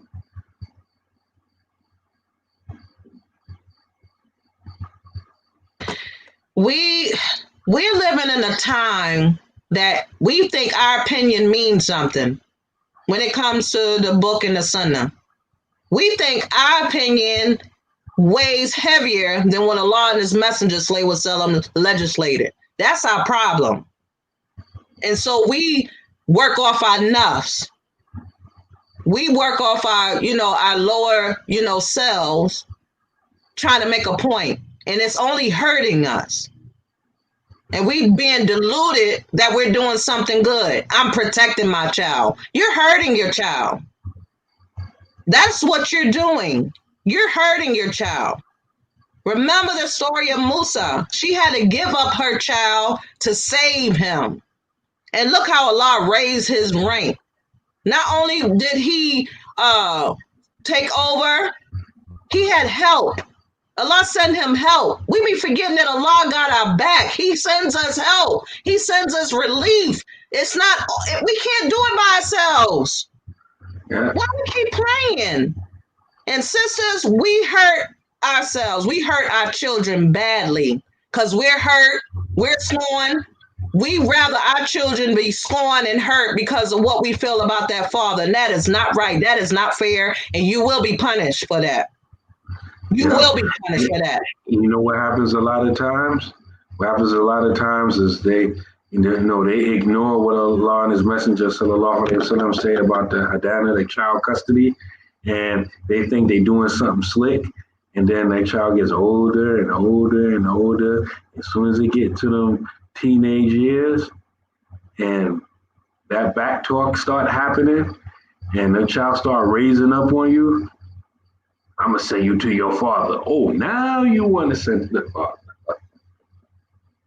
Now, Alan, like Pharaoh, you talk about Musa, right? I believe in the Lord of Musa and Harun. Alan, now? After you did all that, now? After you destroyed that child, after you played your little mental manipulation games, and your father ain't this, and your father did, your father did that to me, your father, your father, your father, your father, your father, your father, your father. Half of it most time be lies, right? Right? Your father, ooh, your father's so foul. Anything bad happens, ooh, mommy and your daddy, ooh, right? And that child get older and older and older and older, especially girls. Girls have it bad when they get raised by the single mom. Because a lot subconsciously in that woman's mind, that's a younger, better version of myself. How many women, and y'all sisters can bear witness, how many women grew up with their own mothers calling them a B, or a hoe, a fast this, a fast that? Most of the girls that left house early is because they mothers. They couldn't get along with their mother. And that same one, well, I'm gonna send you to your daddy. After you done demonized and subhumanized him, whatever, he's just trash. He ain't worth nothing. Now I'm gonna send you to your daddy. To clean up the mess, right? Yeah. To clean up the mess. Sister said, you know what? One of my cousin's sons was killed, and one said he wasn't Muslim. One became gay, and the other one is a Christian now. It drove her crazy. Crazy. She out here messed up. It's sad. I'm tired of losing our children to this dunya, and we're helping it. We're helping the dunya do what it does. We helping the shaitan do what he promised. The best God knows. Subhanallah. And once again, like my internet was acting up when I started talking about this on the Black Imams Roundtable last Tuesday. But,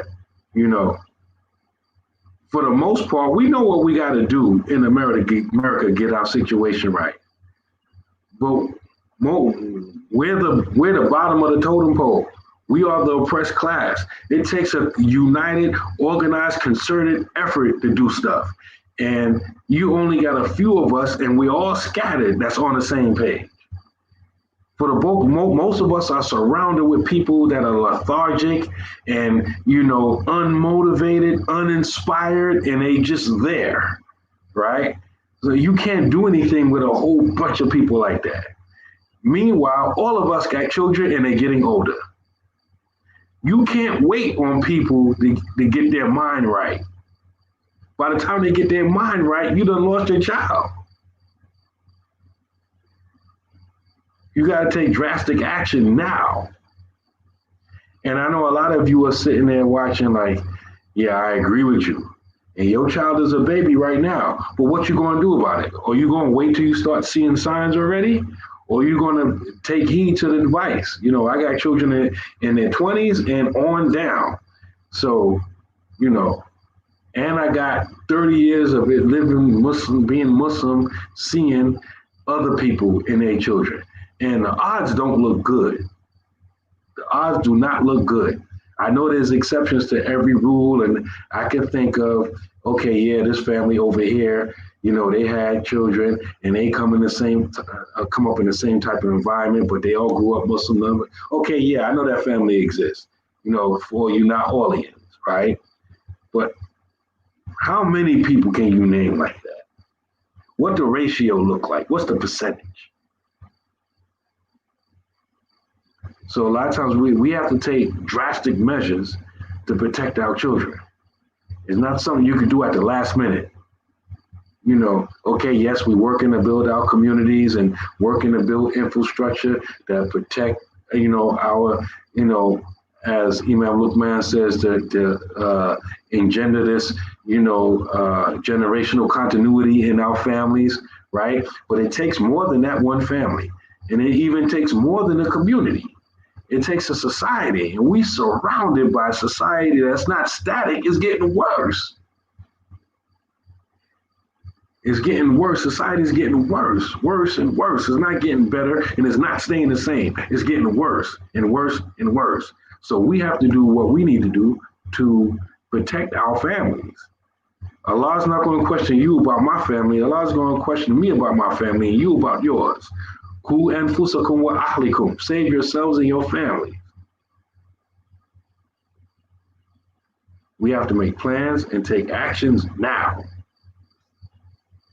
I'm sorry, Greg. Now, Habibi, you on the roll. I just wanted to put these comments up just to see, like, this is a serious thing. And what doesn't help is that the adults are not doing their part. The children are imitating the adults. The children are the secret of the parents. We have people that are deluded. They want people to think everything is all peachy and cream and everything is perfect. And then when their children shows the world certain things, they want to either just, they just want to disengage. They don't want to, they want to disassociate themselves. Everything not to admit you are at fault here. Just admit it. Clean up the mess. You're still here. Allah gives us time to clean up. Sometimes you're not going to fix everything in this lifetime, but you got to do your best. You got to try to do your best. This right here, the youth, subhanAllah. I remember when I was coming up, you couldn't keep me from going outside in the summertime. You could not keep me from outside. When there was nothing to do, we found something to do. We made up stuff just so we can do things. And this goes back to what I was going to mention because I got distracted. I was talking about these trade schools, right? With these where you got to go to jail to learn them and what have you. Now, all of a sudden, we have STEM, right? Science, technology, engineering and mathematics, right? Like that's some phenomenon. We already had that way back then, and they took it out the schools. They were already teaching that stuff. And so now we're like, woo, STEM. And I'm like, where you been? We already have this. So now we got to re-engage our children and make them more excited about math. They don't even want to think, right? They don't even want to learn. They're like followers, like sheep. Whenever somebody say something, somebody say something, that's what they follow. Because it's cool. It don't make sense, but it's cool. It just remind me of, and this is something I want y'all to think about, right? Think about this the next time you see an African brother or sister in the States, right? When I walk around the streets here, and I see little kids playing, right? Including my daughter, right? I be messing with her, like, you and your little hooligan, your little crew, right? Out in the streets playing. You don't see that too much in America no more. Children their age got a phone or a device, or they're in front of that PlayStation or that Xbox with some electronics. When I see these kids here, it reminds me of when I was young, when you were young. When we still played outside, and we didn't need no special toys or no devices. We played with whatever was there, a stick, dirt, made mud pies, whatever. That's what we did, right? Just being kids. Our kids ain't even kids no more. They don't know how to do that. What play with? There's nothing to play with. There's something to play with. There's dirt right there, right? These kids here still doing it, right? They're not like us because we've been dehumanized there. And on top of that, they speak in at least 2 or 3 languages. They speak in 2 tribal languages at least, and a colonial language. So here, Mandinka, Wolof, English. They got any Islamic training? Arabic. And they might know Pular or Fulani. So you can talk to any African. They don't know one language. They know three and better, right? And so when you encounter them over there, they got a leg up on you. They're multilingual. They still play as little children, and they value education. You know, it's funny. Everybody, subhanallah. No matter what African country I go to, first of all, when you talk about Africa, you can't believe nothing you say on the news or anything you see on any official website, right?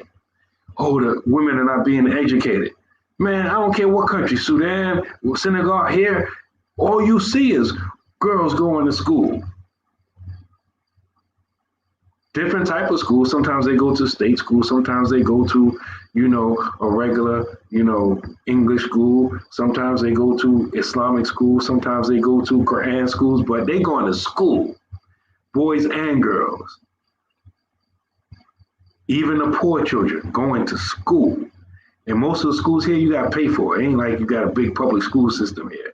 You going, you pay. And they going and they getting educated here.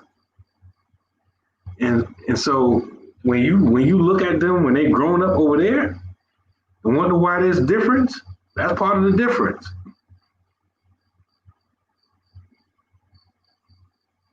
It's so bad. What? So it snowed yesterday for like 24 hours. We got about a foot of snow or so, right? This is nothing compared to New York. That thing used to be like 5 feet of snow. I don't know if it's like that for my New York peeps out there. But I was outside, shoveling snow, cleaning off my vehicle, and it was quiet. I could have dropped a pin in the street. There was no kids outside playing in the snow. None. And there was no kids with their shovels trying to walk around and make money either. Nope. Like we used to do. Nope. It was quiet. In the snow, in the evening. It wasn't even that late, around 7. It was 2 plus. Okay, I knew it was a lot. It was quiet. I said, this is not normal. And don't blame COVID. They wouldn't come out anyway if it wasn't COVID. Because they'd rather be in the house in front of a screen watching some stupid person on TV filling their belly up with a whole bunch of food that don't even go together, and they get a kick over that. Or making TikTok videos. Like, they have no desire to do anything. They're made to be like, whatever you tell them, that's what they're going to do. So if the system says this is what you're going to do, that's what they're going to do. You don't even have to think. You don't have to think. You don't even have to know what we're doing. You don't have to even understand it. Just do it and you be okay. That's why if you look, I made that video about, the water system here. Like a lot of problems here, I see as blessings. Because like if you want anywhere close to the internet that we got in the United States, you got to pay for it. You're going to be paying more for it than we pay in the United States. And obviously they ain't got money like that. So, and over here, they go crazy over phones. You come back from America, Europe, over here, and you family, everybody act like you owe them a phone. You should have brought me back a phone. Where my phone at? Right? And so, but even if they got the phone, they ain't paying to be on YouTube all day like that. That stuff costs money. And then Wi-Fi, like I'm on my Wi-Fi now. Sometimes the stuff go out. It's like, it ain't like Verizon or Comcast or none of that. Nah. So, but the things that we look at, oh man, the internet ain't too stable. That's a blessing. Because, it ain't stable and you got to pay a lot for it. That means you're going to do something else. And you have to be a human being and interact with other human beings like we used to do back in the day. Right? So, that again, that's why, you know, some people like go when they talk about, going to Africa, they looking at a little bit more developed countries. Like, nah, nah, nah, nah. I like the little bit less developed countries because you don't have problems that you have in developed nations. SubhanAllah. And and, see, we're deluded, right? And it's not to put anyone down, but those Africans that come here and go to school and have these high paying jobs and positions, and we look at them like, hey, why are they doing that? Because they have a love for learning. Like they see it as a necessity. You understand? This is their survival. They understand the importance of knowledge. They look at it the way our parents and their grandparents and our grandparents and great grandparents looked at it. They look at it like education is a way out of this condition that we're in. So it's like over here, ain't no jobs. Like people in America be like, what kind of jobs they got in Africa? Jobs? Ain't no jobs here. Every other store is Western Union, MoneyGram. Money's coming in from people, their family in America. Ain't nothing here. Ain't enough for everybody, right? So they look at education, and a lot of them in their mind, okay, I'm gonna get educated here. Then the first chance I get, I'm going to Europe, I'm going to America to get my higher education and work at the same time and send that money back here and build a house back here. That's the way they thinking. Hello. I also wanted to point out we being hoodwinked. We believe everything that we see. People that really care about their future and their future generations, their lineage, they have a plan, right?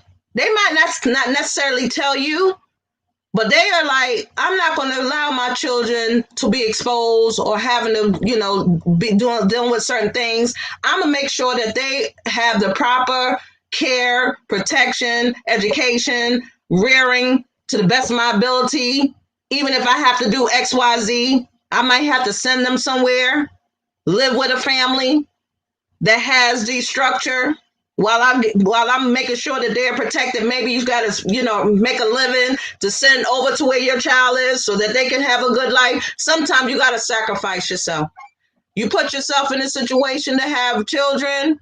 You made that conscious decision to be married to someone and had children. Now you have to take the responsibility for those children to take care, to take care of them so that they can take care of you. You know what's heartbreaking? To see how many old folks' homes there are. I'm not talking about the ones where the senior citizens are able to deal with themselves and they live in like a complex, these communities, like these senior communities, and you got your own spot, nice, right? Because you independent. You don't have a nurse. You're doing your own thing. But to see these old folks' homes, and now we have COVID. A lot of the old folks' homes, they're not even able to see their families. A lot of times the family dump them there. They'll see them once in a while. Depending on this facility, they treat them like trash. No, you raise your children up so when you get older, they'll take care of you. They take care of you. That's their responsibility, and they should be wanting to do that. That's an honor to give back. You take care of me, let me take care of you. Why is it that Allah says in Quran about a child, they shouldn't go to their parent when they say something? Like that's a high sign of disrespect. And the Allah prohibit a child to even go against their parents. And we allow that. Like it's okay. When in our book, it does not allow that type of treatment. We're getting to decide the rights of the parents over their children. So when these children, they get older, they should be feeling like an honor to give back to their parents. Rub their feet, cook their dinner, clean up after them, assist them whenever they're needed. Whose child has that mind right now? Be honest. Y'all don't have to answer. But whose child has that mind? Or is it, well, when I get my own place, I'm going to do my own thing and I'm going to have this and I'm going to have that because I'm tired of you telling me what to do, making me clean up my bed or clean up the house or clean up my dishes. How many of us going through that right now? Because we didn't do what we supposed to do. So they think they're going to do something better. You know what's a real slap in the face? When your child don't even do what they're supposed to do at home, but they'll go to somebody's house and do everything. That's a slap in the face. How many children will do that? They'll go to somebody's house, wash their dishes, wash their clothes, mow their lawn, wash their car, do everything. And they had a house and all that to do right where they was at. And they say, I ain't doing that. Let's keep it real. I said this is going to be a sensitive topic. We have a sensitive topic. Are our children going to be there for us when we get older? Are they going to be there for us? A lot of us going to be in the old folks' home. And listen, I ain't trying to be in no old folks' home. Me either. I'm not trying to be in no old folks' home. And the person that says, yep, as far as like if they're going to be there, I hope so. May Allah bless you if you have that. May Allah bless you. But for those who don't, we create these these monsters. We create these monsters. I want to because we're content. We're content with the situation. You know, we get a little bit of money, and so what if it's corrupting our souls and our children? So what? At least they ain't dead, right? That's how low the bar is with some of us. Like, alhamdulillah, my child ain't in jail. Alhamdulillah, my child ain't dead. That's too low, man. That bar is too low. That's low aspirations. You know the level of the honor of a parent is up there with Allah and his messenger. Allah says, obey Allah, obey his messenger, and obey your parents. The parents is right under there. That's how high it is. That's how high it is. Do we know our level of respect that we should be getting? Do we? It's usually, when it talks about the kaba'ir, the major sins, usually after shirk, associating partners with Allah, usually, disrespect to parents is right next after that.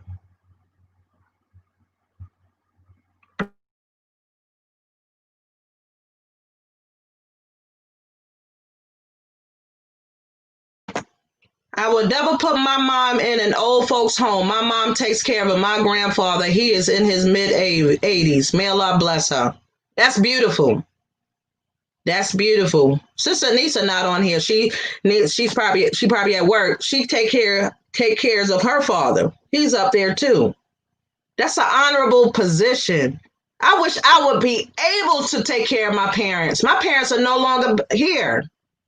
But I have my in-laws, alhamdulillah, Allah gave me another opportunity, but I don't even have that honor to take care of my own birth parents.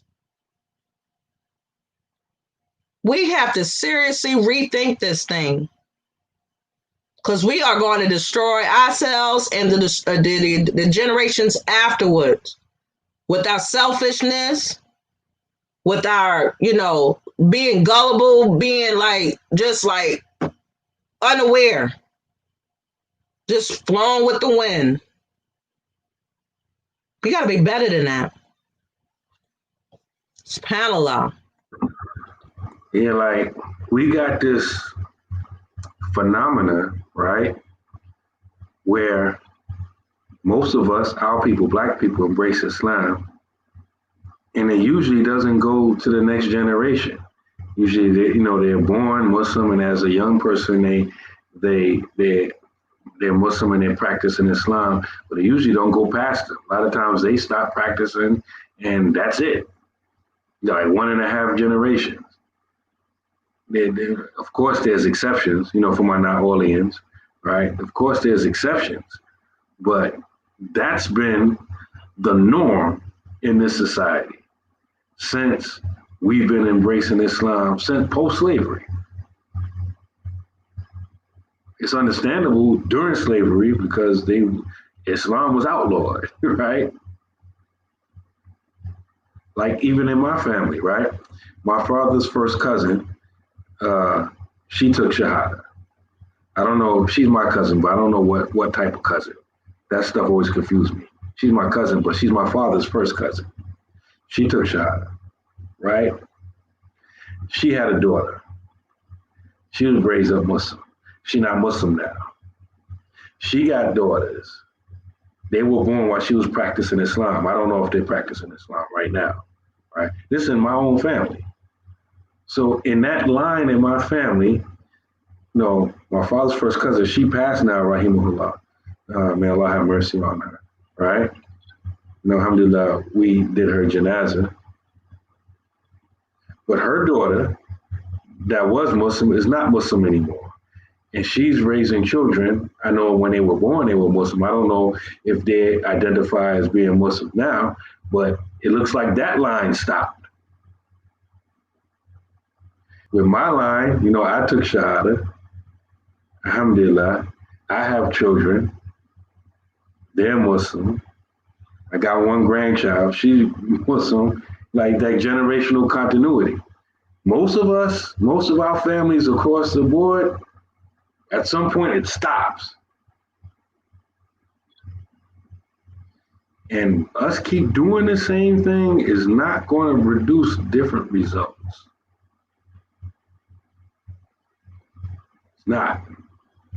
It's not going to produce, maybe if I do the same thing everyone else did, it'll work out different than me. Why? Because they weren't really righteous and I'm super pious. Yeah, all right. So no, don't delude yourself. It ain't going to work. We have to do something. I don't think we realize our rank. We've been told to downplay our roles and we get disillusioned and we assigned importance to the wrong things. There was a time in the Prophet ﷺ where Umar wanted to go fight jihad. And jihad is an individual obligation. You're supposed to fight jihad, fight in the way of Allah. And that don't necessarily mean fighting, killing, but fighting with yourself. So during the time that they were participating in jihad, it was Abdullah ibn Umar.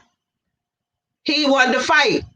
And the Prophet said, "Are your parents still alive?" He said, "Yes." He said, "Take care of them. That's your jihad. And you'll get the reward of participating in jihad." So it was an honor to serve your parents. A lot of us got older children, older teenagers. Are they servicing us? Are they saying, "Abby, Umi, did you need something to drink? Did you want me to make you something to eat? Did you need me to rub your back? Is there something that you needed me to take out?" Do we have those type of children? Are they offering their services to us? Do they know our rank? And again, I would like to add, and again, for everybody, I'm not like I'm not employed by the tourism agency here in Gambia. I'm just trying to show how far we got away from being normal in America. Because what I'm saying is not specific to Gambia. I'm just here in Gambia. I can tell you what I'm seeing here in Gambia, right? If you ask most of the people, young people that you see, they won't be able to quote to you a hadith about serving your parents and being respectful to your parents. But when you go into again, just like when I was talking about the Akika, it's baked into the culture already. You've been Muslim for 1,000 years, right? So when you got young people that are old enough, who's cooking the food? Who's washing the clothes? The young people are doing the work. They're not like just helping, they are doing it, right? They put cooking of meals and all that kind of stuff here. And they're not doing it with the mindset like of an American child, like I hate it here. She always make me cook. I can't wait till I get a watch. No, they're doing it. They're like happy. That's just part of the routine. Everybody does it.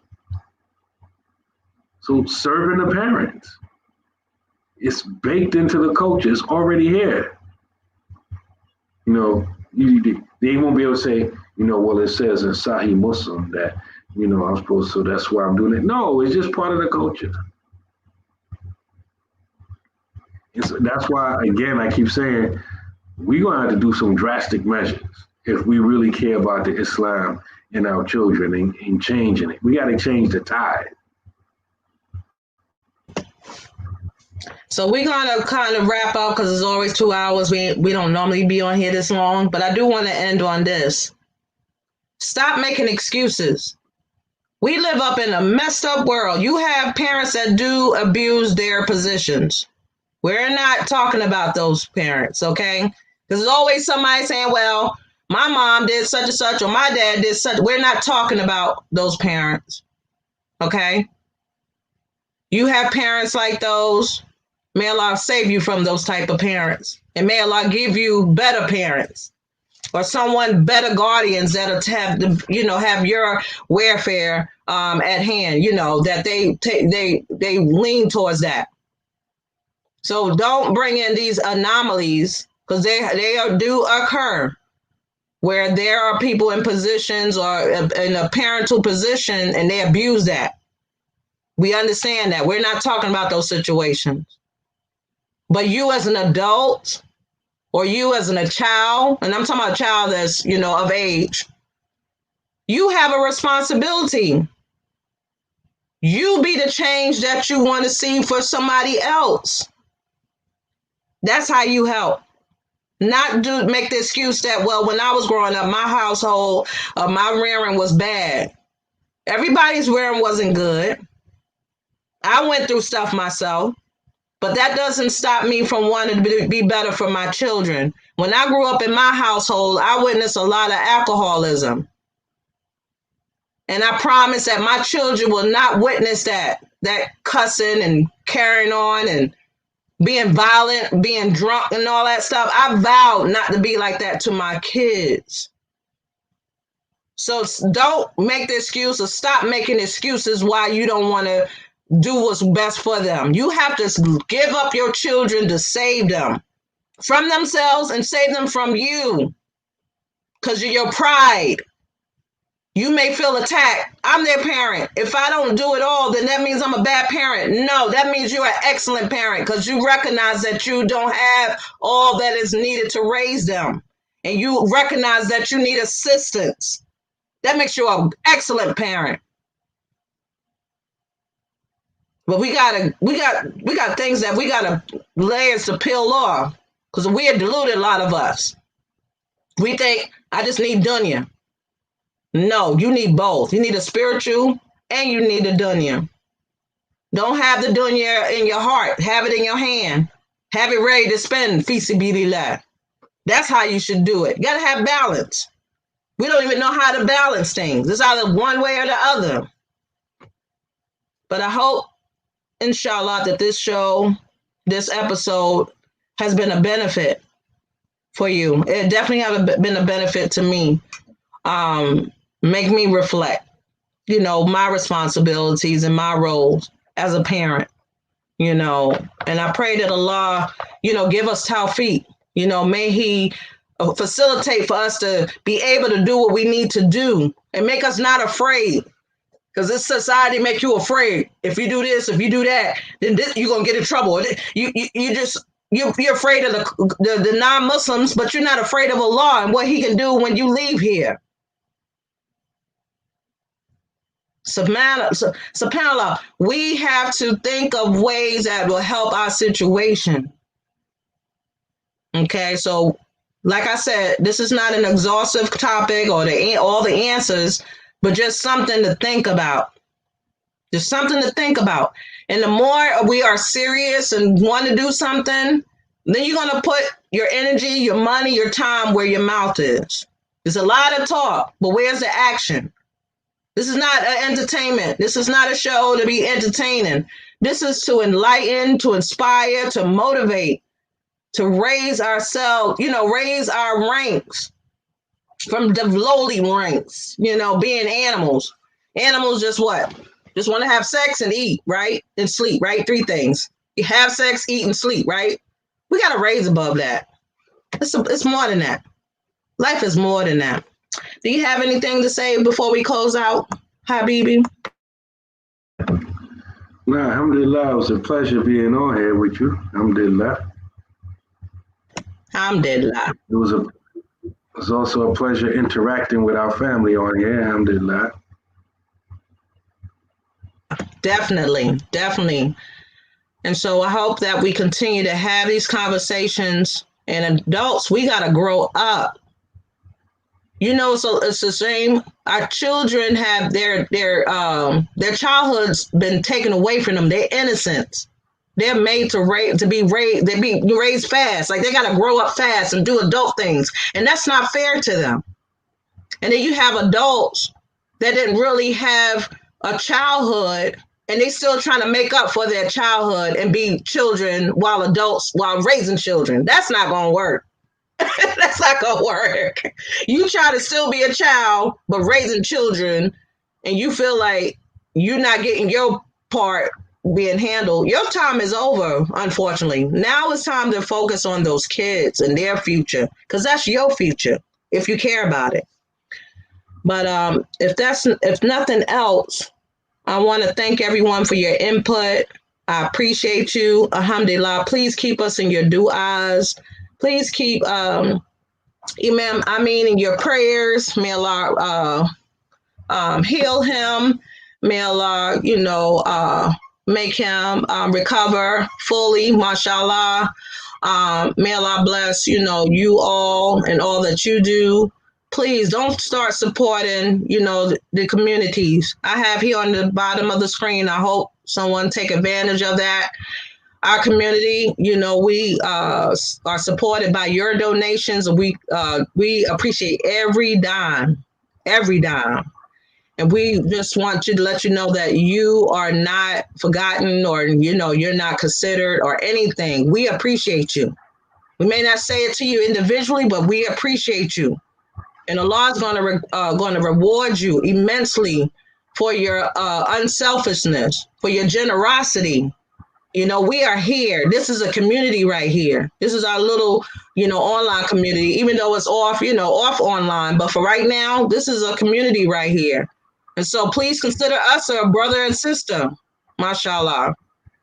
We are your brothers and sisters in Islam. We are your family. When I say Assalamu alaikum family, I mean that. You are my family.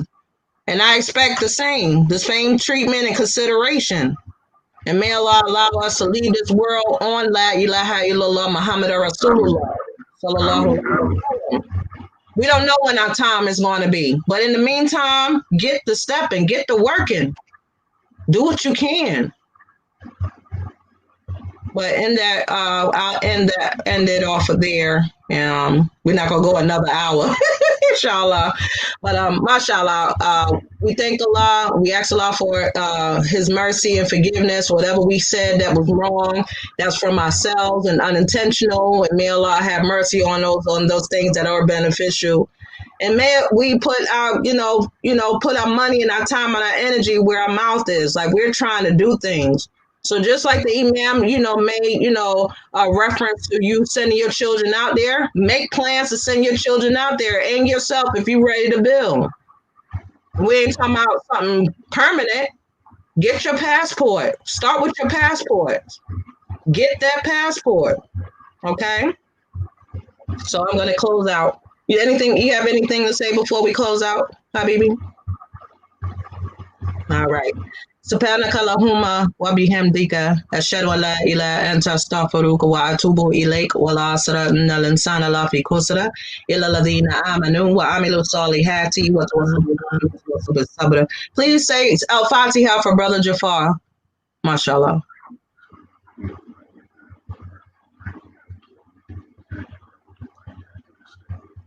اهدنا الصراط المستقيم صراط الذين أنعمت عليهم. Assalamu alaikum warahmatullahi wabarakatuh. Wa alaikum salam warahmatullahi wabarakatuh. Assalamu alaikum wa rahmatullahi wa barakatuh.